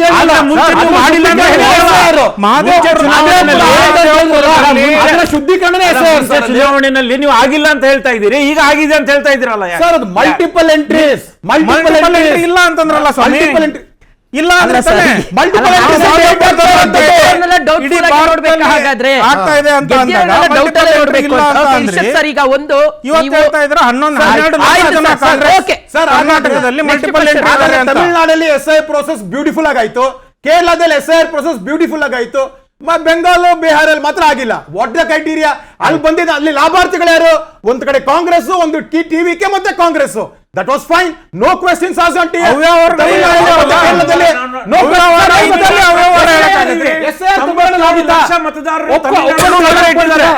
ತಮಿಳುನಾಡು ಹೇಳ್ತಾ ಇದೀವಿ, ಹೇಳ್ತಾ ಇದೀವಿ.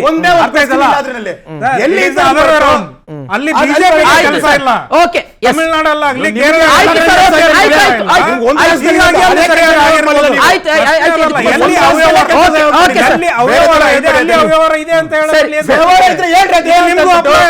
ಇರಿ ಸರ್, ಆಯ್ತು. ಇರ್ಷದ್ ಸರ್, ಈಗ ಒಂದು ನೀವು ಈ ಗೃಹಲಕ್ಷ್ಮಿಗೆ ಸಂಬಂಧಪಟ್ಟಂತೆ ಪರಿಷ್ಕರಣೆ ಮಾಡ್ತಾ ಇದ್ರಿ, ಗೃಹ ಜ್ಯೋತಿಗೆ ಸಂಬಂಧಪಟ್ಟಂತೆ ಪರಿಷ್ಕರಣೆ ಮಾಡ್ತಾ ಇದ್ರಿ. ಸರ್ಕಾರದ ಯೋಜನೆಗಳು ಸಮರ್ಪಕವಾಗಿ ಫಲಾನುಭವಿಗಳು ತಲುಪಬೇಕು, ಅದೆಲ್ಲ ಒಂದು ಕಡೆ ವೇಸ್ಟ್ ಆಗಿ ಹೋಗ್ತಾ ಇದೆ, ಯಾರಿಗೆ ಸಿಗಬಾರ್ದು ಅವ್ರಿಗೆ ಸಿಗ್ತಾ ಇದೆ ಅಂತ. ಇದೇ ವಿಚಾರ ವೋಟಿಂಗ್ ವಿಚಾರಕ್ಕೂ ಸಂಬಂಧಪಟ್ಟಂತೆ ಈಗ ಅಕ್ರಮ ಬಾಂಗ್ಲಾ ವಲಸಿಗರಾಗಿರಬಹುದು ಅಥವಾ ಬೇರೆಯವರು ಬೇರೆ ಕಡೆಯಿಂದ ಬಂದು ವೋಟಿಂಗ್ ಅಧಿಕಾರವನ್ನು ಪಡ್ಕೊಂಡಿದ್ದಾರೆ ಅನ್ನುವಂಥ ಇದು ಯಾಕೆ ಕಾಂಗ್ರೆಸ್ ವಿರೋಧ ಗ್ಯಾರಂಟಿಗಳ ಪರಿಶೀಲನೆ ಯಾಕೆ? ಅಲ್ಲ, ನಾವು ಹೇಳ್ತಾ ಇರೋದು ಮೊದಲಿಂದನೂ ಯಾರು ಅಕ್ರಮ ವಲಸಿಗಾರರಿದ್ದಾರೆ, ಯಾರು ಸುಳ್ಕೋರಿದ್ದಾರೆ, ಅವ್ರನ್ನೆಲ್ಲ ನೀವು ಐಡೆಂಟಿಫೈ ಮಾಡಿ ಹೊರಗಡೆ ಹಾಕ್ಲೇಬೇಕು ಒಂದು. ಆದ್ರೆ ಇವತ್ತು ಆಸಾಮಲ್ಲಿ ಇವರು SIR ಮಾಡಿದ್ದಾರೆ, ಅಲ್ಲೇ ಬರ್ತೇನೆ, ಅಲ್ಲಿ ಎಷ್ಟು ವೈಟ್ ಪೇಪರ್ ಅಲ್ಲಿ ಎಷ್ಟು ನುಸುಳ್ಕೊಂಡಿದ್ದಾರೆ ಅಂತ ಹೇಳಿದ್ರೆ ಯಾರು ಹೋಮ್ ಮಿನಿಸ್ಟರ್ ಇದ್ದಾರೆ?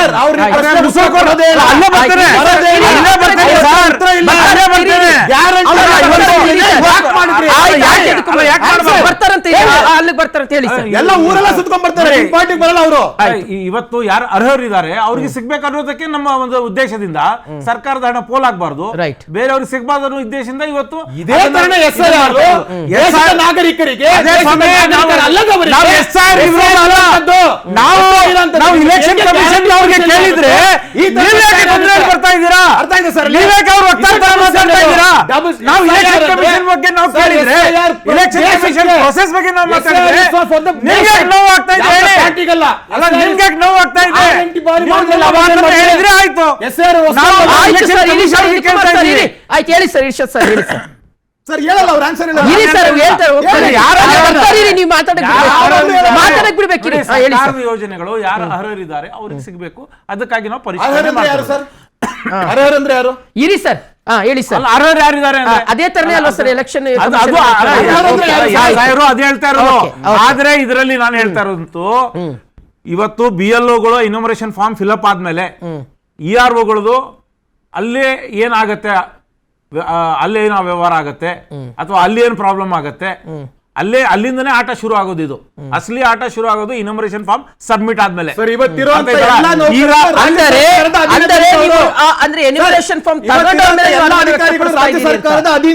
ರಾಜ್ಯ ಸರ್ಕಾರದವರು ಬರೀ ಸಿಬ್ಬಂದಿ ಮಾತ್ರ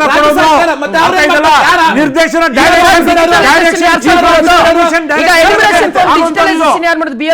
ಮಾಡೋದು. ಇವತ್ತು ರಾಜ್ಯದ ಸಿಬ್ಬಂದಿಗಳು, ಆದ್ರೆ ಅವ್ರು ಯಾರು ಡೈರೆಕ್ಷನ್ ಮೇಲೆ ಕೆಲಸ ಮಾಡ್ತಾರೆ? ರಾಜ್ಯ ಸರ್ಕಾರದ ಡೈರೆಕ್ಷನ್ ಮೇಲೆ ಕೆಲಸ ಸರ್. ಅವ್ರು ಮಾಡೋದು ಇಲೆಕ್ಷನ್ ಕಮಿಷನ್.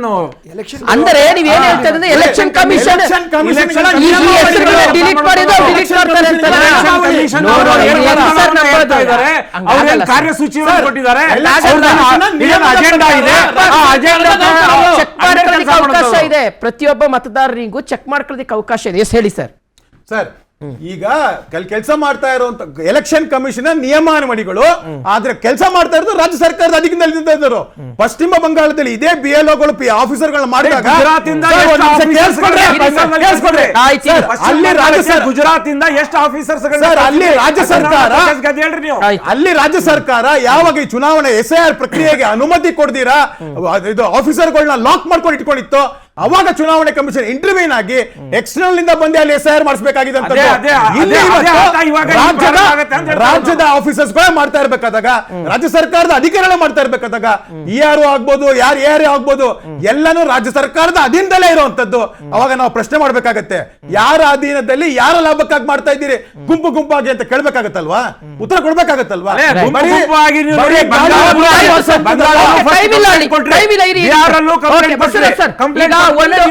ಆಯ್ತು ಇರಿ sir, Irshad sir, Basavaraj sir, ಈಗ ಒಂದು ನೀವೆಲ್ಲದನ್ನು ಡೌಟ್ ಆಗಿ ನೋಡ್ತೀರಿ ಅಂತ. ಉದಾಹರಣೆಗೆ ಈಗ ಎಲೆಕ್ಟ್ರಾಲ್ ಮಷಿನ್ ಸಂಬಂಧಪಟ್ಟಂತೆ ಎಲೆಕ್ಷನ್ ಟೈಮ್ನಲ್ಲಿ ಎಲೆಕ್ಟ್ರಾಲ್ ಮಷಿನ್ ಡೌಟ್ಫುಲ್ ಆಗಿ ನೋಡ್ತೀರಿ, ಈಗ ಈ SIR ಪ್ರಕ್ರಿಯೆನೂ ಡೌಟ್ಫುಲ್ ಆಗಿ ನೋಡ್ತೀರಿ. ಅಂದ್ರೆ ಯಾವುದು ಬದಲಾವಣೆಗಳನ್ನೇ ತರಬಾರ್ದ ದೇಶದಲ್ಲಿ?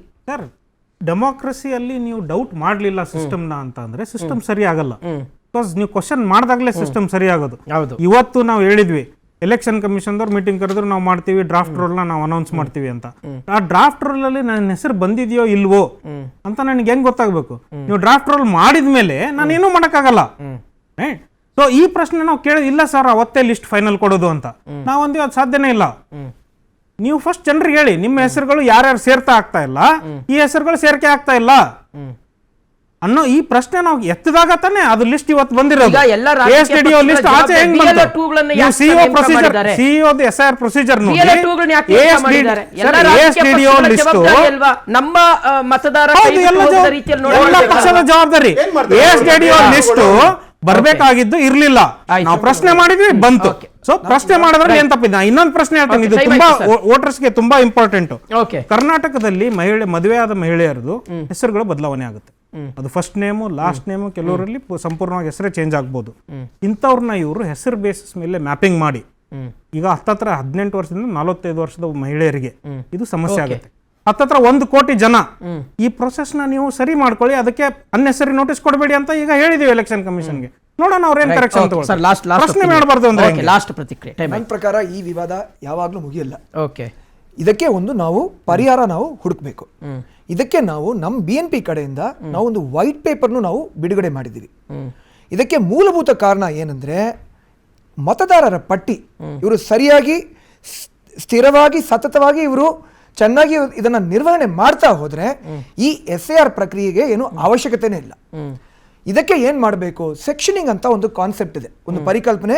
ಇದು ಎಲೆಕ್ಷನ್ ಕಮಿಷನ್ ಆಫ್ ಇಂಡಿಯಾ ತಮ್ಮ ರೋಲ್ಸ್ ನಲ್ಲಿ ಅವ್ರು ಮಾಡಿದ್ದಾರೆ, ಅದನ್ನ ಇಂಪ್ಲಿಮೆಂಟ್ ಮಾಡಿಲ್ಲ. ಒಂದು ಬೀದಿಯಲ್ಲಿ ಇರೋ ನಾಗರಿಕರು ಮತದಾರರು ಒಂದೇ ಬೂತ್ ಅಡಿಯಲ್ಲಿ ಒಂದೇ ಸೆಕ್ಷನ್ ನಲ್ಲಿ ಅದನ್ನ ಅಲ್ಲಿ ಇಟ್ಬಿಟ್ರೆ ನಾಗರಿಕರ ಜೊತೆ ಇವರು ಕೂತ್ಕೊಂಡು ಎಲ್ಲ ಸರಿಯಾಗಿ ನಿರ್ವಹಣೆ ಮಾಡಬೇಕು. ಅದೇ ನಮ್ಮ ಒಂದು ವಿನಂತಿ, ಬೇಡಿಕೆ. ಅದನ್ನ ಮಾಡಿದ್ರೆ SIR ಗೆ ಅವಶ್ಯಕತೆ ಇಲ್ಲ. Okay, thank you sir. ಇಷ್ಟೊತ್ತು ಚರ್ಚೆಯಲ್ಲಿ ಭಾಗವಹಿಸಿದ್ದಕ್ಕೆ ನಾಲ್ವರಿಗೂ ಸಹ. ವೀಕ್ಷಕರೇ, ಇನ್ನೂ 2 ದಿನ ಮಾತ್ರ ಸಮಯಾವಕಾಶ ಇರತಕ್ಕಂಥದ್ದು. ಅದ್ರ ಜೊತೆಗೆ ನಾವು ಪ್ರಶ್ನೆ ಮಾಡಲಿಕ್ಕೆ, ನಮ್ಮ ಹೆಸರಿನೊಂದು ಪಟ್ಟಿಯಿಂದ ಕೈ ಬಿಟ್ಟು ಹೋಗಿದ್ರೆ ಅದನ್ನ ಪ್ರಶ್ನೆ ಮಾಡಲಿಕ್ಕೆ, ಅದನ್ನ ಮತ್ತೆ ಪಟ್ಟಿಯಲ್ಲಿ ಸೇರಿಸಲಿಕ್ಕೆ ಸಾಕಷ್ಟು ಅವಕಾಶವನ್ನು ಚುನಾವಣಾ ಆಯೋಗ ಕೊಟ್ಟಿದೆ. ಸೊ ಅದನ್ನು ಯಾವ ರೀತಿಗೆ ನಾಗರಿಕರು ಬಳಕೆ ಮಾಡ್ಕೊಳ್ತಾರೆ, ಸದ್ಬಳಕೆ ಮಾಡ್ಕೊಳ್ತಾರೆ ಅದನ್ನ ಕಾದು ನೋಡಬೇಕಾಗಿದೆ. ಇದೇ ಹೊತ್ತಿನ ವಿಶೇಷ. ನೋಡ್ತಾ ಇರಿ PNS ವಿಸ್ತಾರ ನ್ಯೂಸ್. ಇದು ನೇರ, ನಿಖರ, ಜನಪರ.